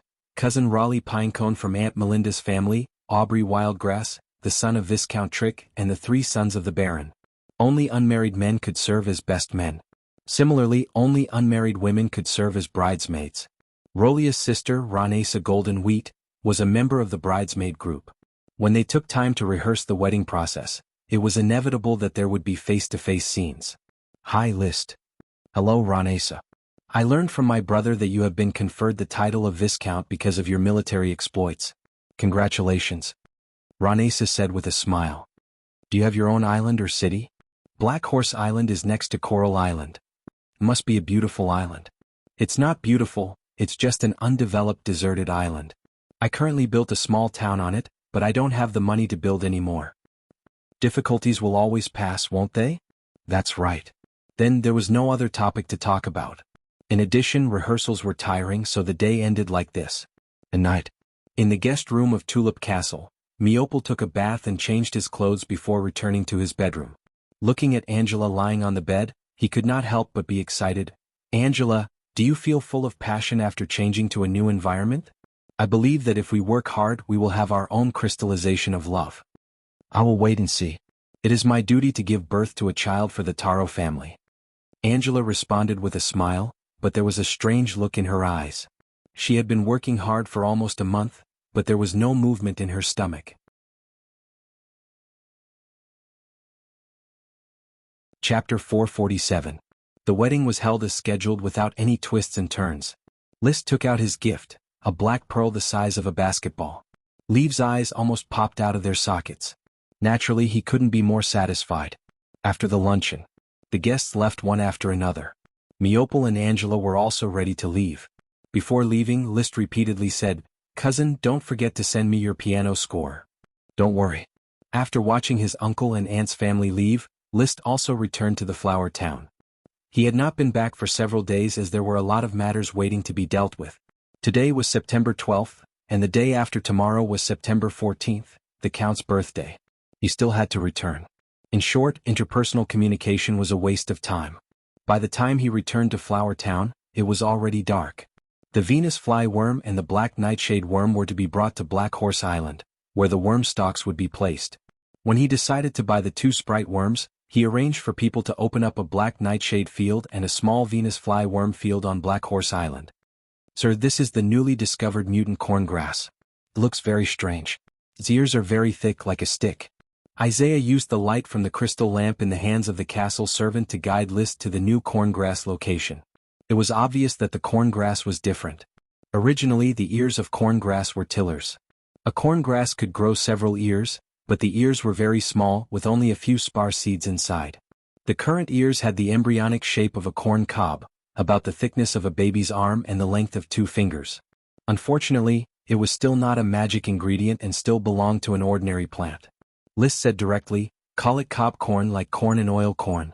Protect their seeds and plant these corn on a large scale on Black Horse Island in the future. Try to plant all the wasteland. Regardless of the growth, it was good to harvest a little." After returning to the castle, he carefully observed the corn grass worm and found that the little guy was emotionally stable, physically stable, and showed no signs of change. He could not see any possibility of evolution. Then he looked at the rubber worm triplets. Since one of them became restless, the triplets have calmed down, synchronized their actions and emotions as if they were a whole. There was no possibility of evolution. "Do you want to evolve or not?" he muttered to himself. "If you don't evolve, then why are all the sprite worm missions related to you guys these days? The related plants are also mutating every day? Peanut worm, alfalfa worm, tulip worm, corn worm, 2 wheat worms, tomato worm, fragrant coconut worm, black nightshade worm, snake bloodfruit worm, apple worm, barley worm, fig worm, blackberry worm, pea worm, smoke grass worm and green tea tree worm were all eating, drinking and sleeping.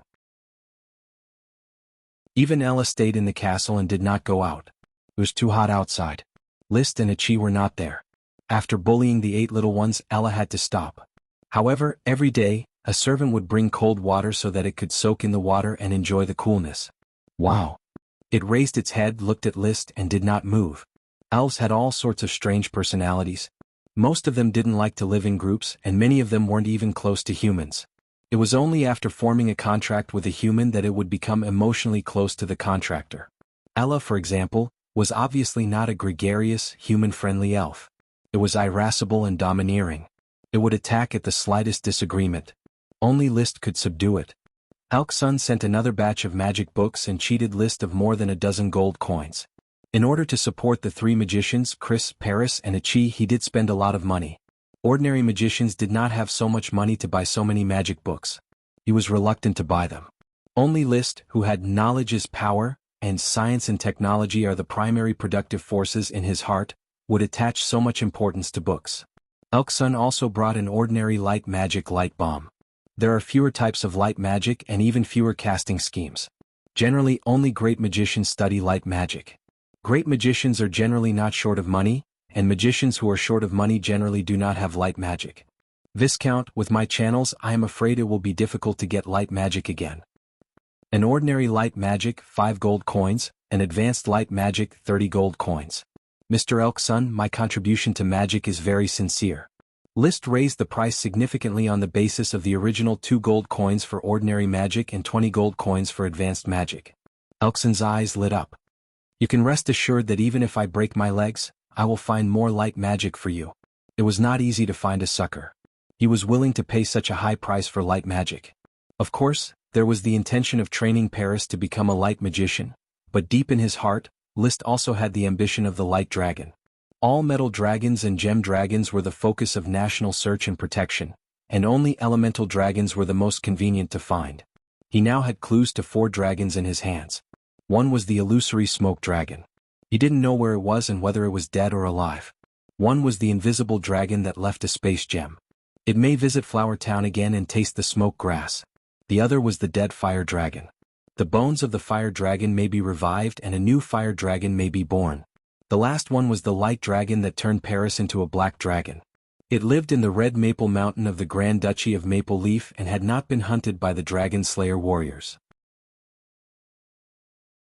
In addition, the Sapphire Dragon, the White Iron Dragon and so on, were all owned dragons and were difficult to get. Of course, the difficulty of getting the Smoke Dragon, Invisible Dragon, Light Dragon, and Fire Dragon was basically no less than whimsical. At least he didn't know any way to ride a dragon smoothly. The ambition of the 4-headed dragon was just to prepare for a rainy day. If a man has no dream, what is the difference between him and a salted fish? List's dream was to ride a dragon and soar in the sky, fearless. After dividing a batch of magic books and giving them to Krish Truth, List asked about the progress of the Pink Pro research. "Sir Viscount, I may not be able to make it into a magic equipment like the Com Pearl. The principles of runes and magic arrays are not difficult, but the technical means are difficult. I don't have Mr. Glanny's exquisite production ability," Chris said apologetically. "It doesn't matter. It's the same to ask Mr. Glanny to make the calm pearl, but it will cost a lot more money. By the way, Sir Viscount, I will make the pink conch shell into the horn you need. Chris took out a big trumpet-like conch shell. This magic equipment is very simple to make and the effect is very good. I will blow it here and the whole town can hear it.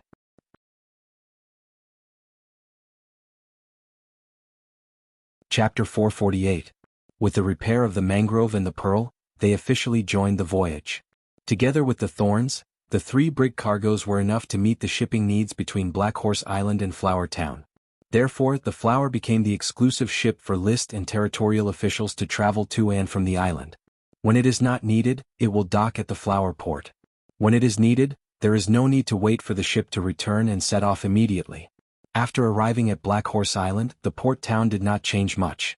All the serfs were arranged to reclaim various farmlands and excavate the volcanic glass underground. List's requirement was that all the volcanic glass must be mined before all the farmlands on Black Horse Island were reclaimed. Otherwise, once the farmland was cultivated with crops, it would be difficult to turn the land over for mining. In the rubber garden, rows of new rubber tree seedlings, centered on the rubber tree cordyceps, grew vigorously. These were the new varieties of cordyceps, and the rubber tree cordyceps were constantly reproducing new rubber tree seedlings without slowing down. Is it like a tree seedling that can breed more than 100 acres of rubber garden at one time? List looked at the rubber garden with relief. It felt like the land was not planted with rubber trees but with gold. After inspecting the rubber garden, he quickly rushed to the pasture, which was recently named Black Horse Ranch. At Black Horse Ranch, List changed to lightning and ran to the boneyard. At this time, the boneyard, between the 5 resurrected dragon bones, was already filled with volcanic glass.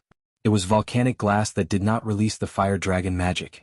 When the Count's birthday is over, I must be here, collect the fire dragon magic, and store all the fire dragon magic for a rainy day. There was no time to do this work now. He touched the fire dragon bones and felt no change. He still couldn't figure out what the 5 bones were brewing. So he could only leave first. He continued to the north of the island to inspect the green tea plant. With the green tea sprite, the process of breeding green tea trees became simple. He cut the branches of the green tea tree and put them in the ground. Under the influence of the green tea tree cordyceps, these branches germinated easily and grew into new green tea trees. This world's agriculture still adopted the primitive slash-and-burn method because the sprite worms restricted humans' exploration of farming. Everyone was accustomed to crudely growing crops under the influence of the worm stalks. For lords and serfs, without the worm stalks, it would be a barren wasteland. List wanted to change all of this.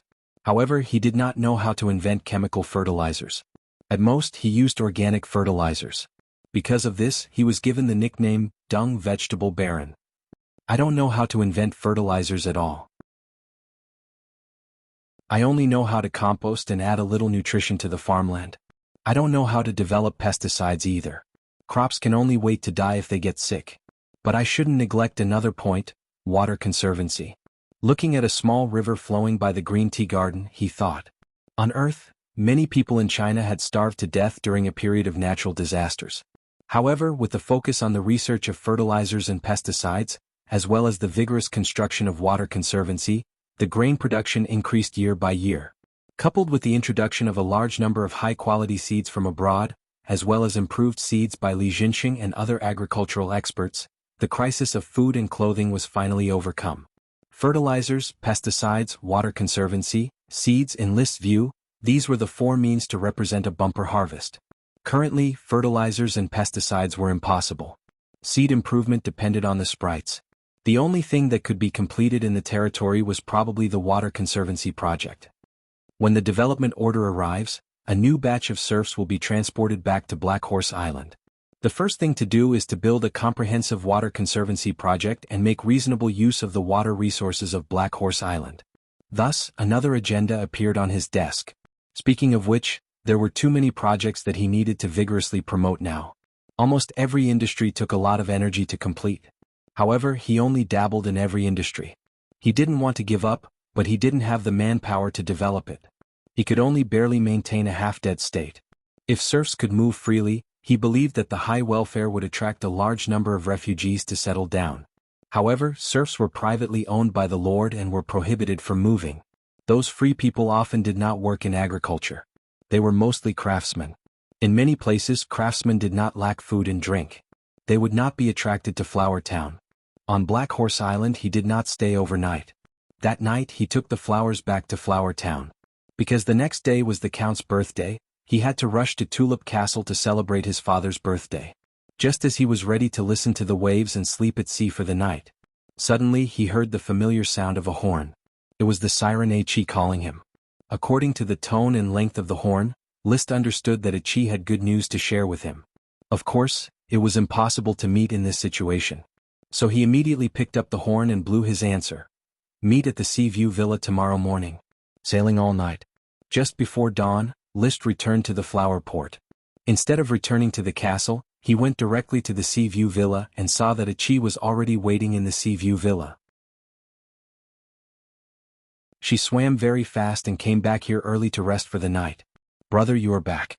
Achi has something good to share with you. What good thing? What pearls did you catch? Not really. Achi waved downstairs. Soon the mangrove sprite Nami flew up with a fat sprite worm. Then she stuffed the sprite worm into List's hands.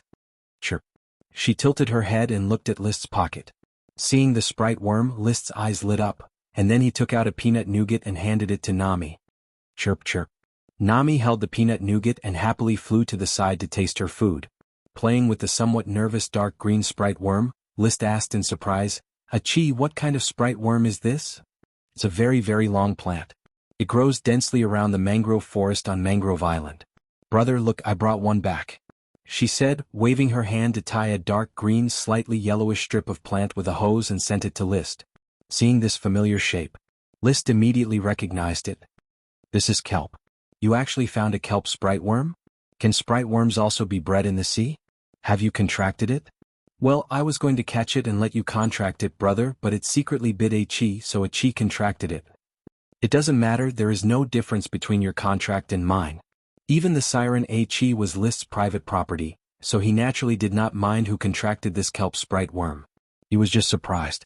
Plants in the sea could also breed sprite worms. In other words, this kelp worm lived in the sea. List then carefully observed and found that the kelp worm was different. It had 2 gills on its neck, which was probably what it relied on to survive in the sea. List had to admit that sprites were really strange. Handing the kelp worm to Achi to put away, he thought with pain and joy, kelp is a delicious food. Now, my territory will have another specialty. So far, I haven't found any kelp in the sea around Coral Island. It's a pity that I have to let it run its course.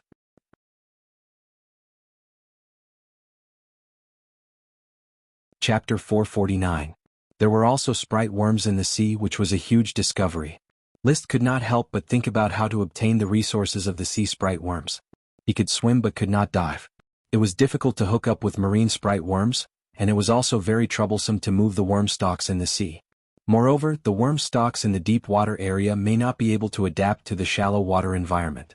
Even if the worm stalks could adapt, the marine plants affected by the worm stalks could not be moved offshore, which was also useless.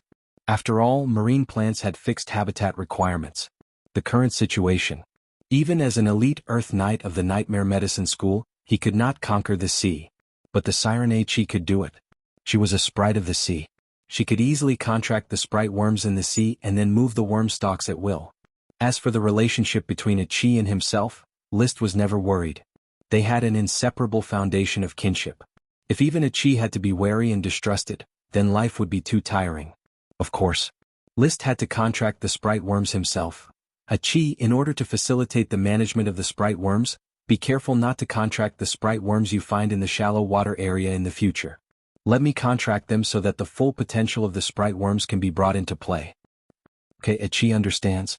When playing in the sea in the future, remember to pay more attention to the various kinds of seaweed. Once there is a sprite worm, you must not let it go. Okay. Since the discovery of the sprite worms in the sea, List decided to vigorously cultivate Achi in the future. In the future, he could rule the sky and the earth of his territory, so Achi would assist him in ruling the sea. On the Count's birthday, List also gave a black pearl, but it was only a bowl-sized black pearl. Following the discovery of the black giant clam and the pink conch, black and pink pearls were no longer rare items. Even the black pearls, which were numerous in number, were greatly devalued in List's mind. Now he was only interested in basketball-sized black pearls. Because basketball-sized black pearls, after being made into calm pearl wind, could disperse all the wind-attributed magic power within 100 meters, just enough to shelter a ship. Any smaller, and it would not be enough to cover the ship, and its value would naturally be greatly reduced. Therefore, other than Levis's wedding where he was willing to give a basketball-sized black pearl, he would choose bowl-sized black pearls for other festive gifts. He had even decided to sell the black pearls as a special product to increase the territory's revenue. The small black pearls and pink pearls can all be sold. The pearls that can be used to make the sea-calming divine pearls of wind and water must be stored as strategic resources. However, I always feel that the names sea-calming divine pearls of wind and water are a bit too long. Why don't we just call them sea-calming divine pearls of wind and water? A wind-calming divine pearl, a water-calming divine pearl, and a dragon-calming bone would form the sea-calming three-piece set. It was a family banquet at noon. That was why none of his followers came. The count sat on the high seat of honor, Madame Marie sat on the right, Madame Penelope sat in the middle of the long table, and Levis and Loria sat in the middle on the other side. Next to her was Rolia's younger sister, Ranesa. She would be accompanying her sister in Tulip Castle for a while and was in no hurry to return. Ulvera and Liszt sat at the other end of the long table. There was no fixed seating arrangement for aristocratic banquets. Apart from the host sitting at the head of the table and the aristocrats of the same rank sitting at the same table, there was not much else to pay attention to. Even at the buffet there was no need for seats and one could eat as they pleased. After all, everyone was a lord and the relationship between colleagues was thin. Most countries, including the Grand Duchy of Sapphire, did not have centralized power, but rather territorial enfeoffment. Regardless of the size of the territory, as long as it was not a relationship between a lord and a follower, there was no involvement with each other. Naturally, there was no need to be too restrained by the gap in status between each other. For example, Marquis Roderick of Golden Island was one of the 6 marquises of the Grand Duchy, but when Liszt met him, he would at most greet him. There was no need to nod or bow, he only needed to swear allegiance to Earl Lee William. As the number of banquets increased, Liszt also became more and more accustomed to this system and rules, gradually weakening the idea of being an official. He would not go soft at the knees just because the other party was a marquis, and even more so because the other party was only a lord knight. He would not feel that he could order around as he pleased. The power of an aristocrat was only within the scope of their territory. In recent years I have been busy expanding overseas and rarely celebrate birthdays. Since Lytton was born, the family has not added new tableware. The Earl raised his glass and said with a smile, "Now that Levis and Rolia are married, the Tulip family can finally put new tableware on the table. My hope is to put a second set of tableware on the table as soon as possible. Even every birthday there will be more tableware than the previous year." The second set of tableware was naturally for Levis and Rolia to make small children as soon as possible. Although monogamy limited the number of children an aristocrat could have, great aristocrats still hoped to have many grandchildren and spread the family's branches. Lord Father, Rolia and I will work hard to increase the number of children in the family. Levis raised his glass and casually replied, "This is your obligation. Not only do you need to work hard but you also need to treat it as something more important than winning glory on the battlefield." After giving instructions to Levis and his wife, the Earl turned to Ulvera. "My daughter, you are already 20 years old. You have your own ideas and I will not interfere. But I hope that you can act as soon as possible, attend more social balls, meet more young aristocrats and choose a suitable partner." "Of course I understand." After speaking about Ulvera, it was Liszt's turn.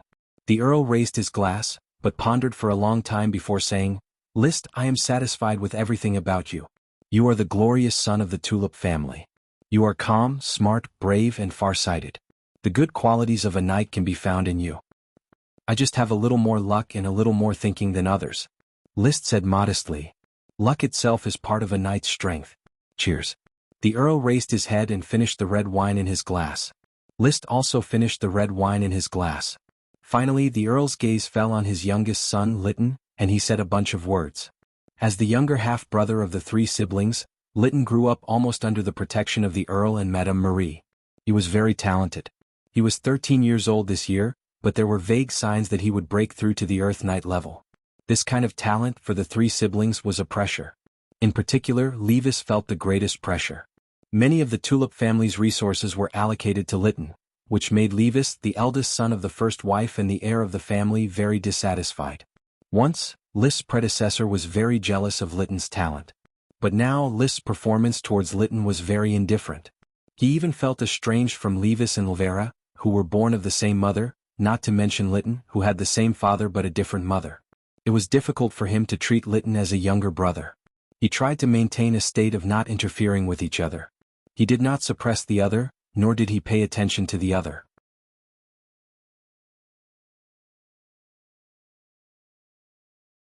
Chapter 450. At the Count's birthday party, what surprised Liszt the most was the restoration of his indifferent relationship with Rona the Golden Wheat. Perhaps this was the aristocratic instinct. After the passion they would return to their respective lives. Mutual non-interference. Apart from feeling a little emotional, he didn't have too many other thoughts. He took a short break in the afternoon and returned to Flower Town. The affairs of the territory were complicated. Without him as the backbone, it always made people feel uneasy. However, after returning to the territory, he found that there was nothing urgent to deal with. So he went straight to the Black Horse Island's burial ground to extract the dragon magic. He could also ask his knights to help him infuse the fire dragon's bone with magic. However, he could only extract the fire dragon's magic and pour it into the fire dragon jar by himself. After all, only he had the magic eye, Do-Chi skill. Once he became proficient, the speed of canning the fire dragon magic became faster. He could extract about 4 tons of volcanic glass a day, filling nearly 8 fire dragon cans. The volcanic glass that was extracted from the fire dragon magic was immediately sent to the newly built crystal workshop in Port Town and handed over to the crystal craftsman Brad to carve utensils. Volcanic glass is not as hard as crystal, but it is much harder than glass and has good permeability, suitable for making glassware. Water cups, wine cups, teacups, teapots, wine bottles, glass test tubes and small medicine bottles for storing potions. All these utensils are not for sale. The reason is simple. Volcanic glass has a blocking effect on the magic of the fire dragon, so he guessed that this material can also isolate the magic of other dragons. In that case, its value was immeasurable. In his spare time, Liszt also went to the blacksmith shop to find a blacksmith furnace, a blower bag and charcoal to conduct high-temperature experiments. He remembered that glass could be melted and blown repeatedly. Therefore he wants to melt the residue produced when Brad carved volcanic glass and mold it into other shapes for the second time. The charcoal burned in the blacksmith furnace, and the servant kept stepping on the blower bag, blowing the charcoal in the furnace. The volcanic glass was placed in the furnace in a tin can and burned. He was not sure what the melting point or softening point of glass was. If it was higher than the melting point of iron, then the experiment would definitely fail. Fortunately, when the tin just turned red, the volcanic glass began to melt. Soon, it melted into a bright, soft substance. Liszt ordered the servant to pour out the volcanic glass and place it on another piece of red-hot iron sheet. Then a retainer knight inserted an iron pipe into the soft glass and blew hard. The knight's lung capacity was very large. With a light blow, the soft glass began to expand. When it expanded into a ball, Liszt asked him to stop and pulled out the iron pipe. Then he cleaned the mouth of the bottle slightly, and an ugly glass bottle was fresh out of the oven. Afterwards, a master from the Fire Dragon brick factory came to help complete the annealing process. Annealing was discovered by the workers of the Fire Dragon brick factory. In order to cool the bricks faster, they had used the water splashing method. However, bricks that were splashed with water were easy to break. Thus, under the stimulation of Sir Liege's reward, after a long period of exploration, the workers found a reasonable annealing process that greatly reduced the crushing strength of the fired product. Because of this, 10 workers were rewarded with 10 silver coins each and became the first batch of masters of the Fire Dragon brick factory. From the original simple workers, they were promoted to qualified craftsmen. Because the volcanic glass was a new product, the masters didn't know what temperature was suitable for annealing and could only slowly explore. However, after the volcanic glass cooled down, he took the initiative to report to Liszt. "Sir Lord, there is one thing I don't know if you would like to know." "Speak." Liszt had always encouraged his subjects to discover new things. The master was not old, about 20 years old. His name was Arteist, a serf from the Eagle Kingdom. You know that the Fire Dragon brick factory often looks for new materials to calcine. Once, the serfs of the Thorns caravan brought a kind of yellow-white rock that was a little transparent when facing light. Seeing that Liszt was listening attentively, Arteus said nervously and expectantly, "I threw this rock into the kiln to calcine, but it was very strange. It quickly melted into a pool, and when I took it out, it quickly changed its appearance. Just like the volcanic glass you had me anneal, but it was very turbid." List raised his eyebrows. Like volcanic glass. Yes, it was also a soft lump. It quickly solidified and was a little transparent.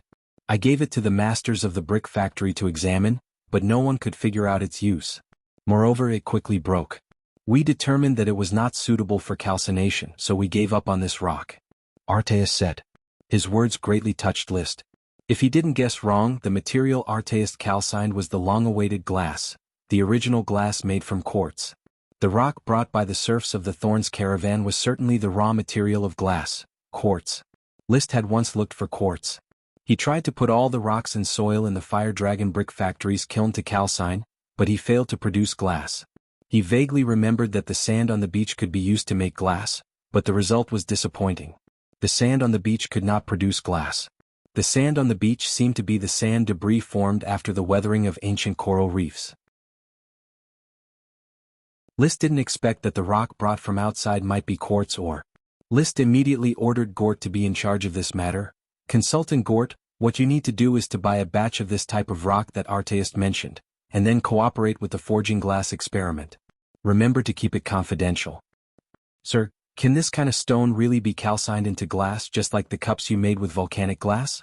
Gort was very puzzled. Whether it is or not, we will have to wait until the experiment is done. The possible discovery of quartz made List overjoyed. He could already imagine how the glass, as a specialty of the Black Horse Island, would amass wealth in the future. In the era of expensive crystals, the small nobles would certainly not be able to resist the temptation of glass products. Of course, before confirming that the rock was a quartz mine, List did not get carried away. He continued his volcanic glass experiment, to make sure that the volcanic glass that had been calcined still had the effect of blocking the magic of the fire dragon. The fire dragon needle absorbed a little fire dragon magic and injected it into the new fire dragon bottle. Injecting it into the new fire dragon bottle, he soon found that the fire dragon magic was still in the form of magic, quietly flowing in the fire dragon bottle without any leakage. This proved that the effect of volcanic glass to block the dragon magic would not change as it melted and deformed. So, the volcanic glass of the Black Horse Island does have high strategic value, and it is likely to help me subdue the dragon and complete the great cause of riding the dragon.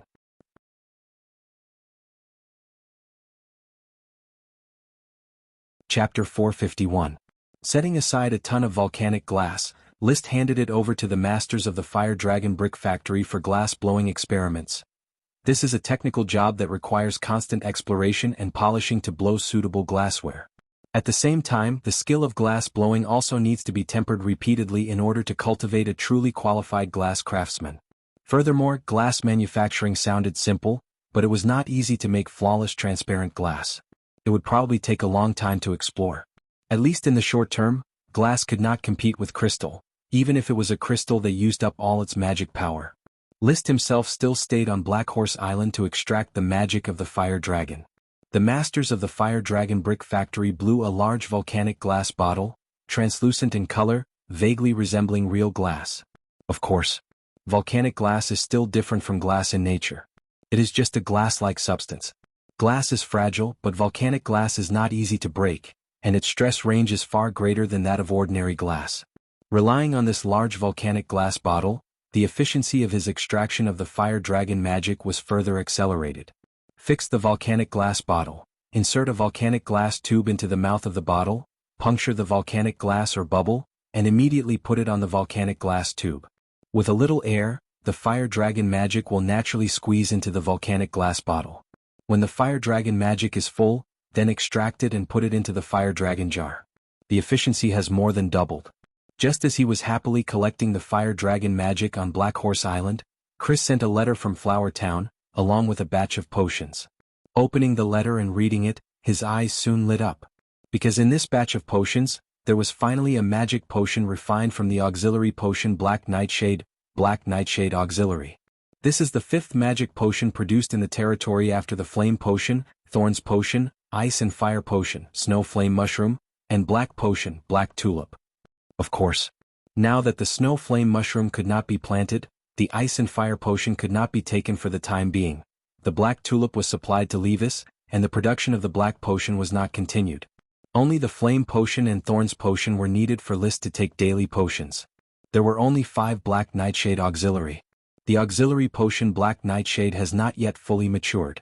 At present, only part of the fully matured auxiliary potion Black Nightshade has been picked and seeds are left to be sown in the Black Nightshade field on Black Horse Island. The rest of the plants were all used to extract the Black Nightshade's supplementary herbs. There were exactly 5 Black Nightshade's supplementary herbs. He adjusted his mental state and took out a pen and paper. List began to drink the potion. He first tasted the effects of the Black Nightshade. After drinking the magic potion, he could soon feel a surge of magic power rising in his body.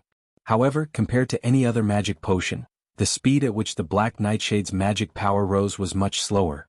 It was like a small stream that flowed for a long time. Little by little, his meridians were being nourished and he felt very comfortable. However, it could not help List break through and expand the total amount of chi in his body.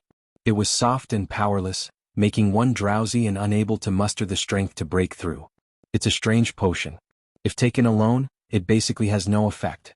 It probably means that it has to be used in conjunction with other potions to increase the effect, and it can't be taken alone? The current situation did not exceed List's expectations. The smoke mission had indicated that this was a supplementary magic potion, the Black Nightshade.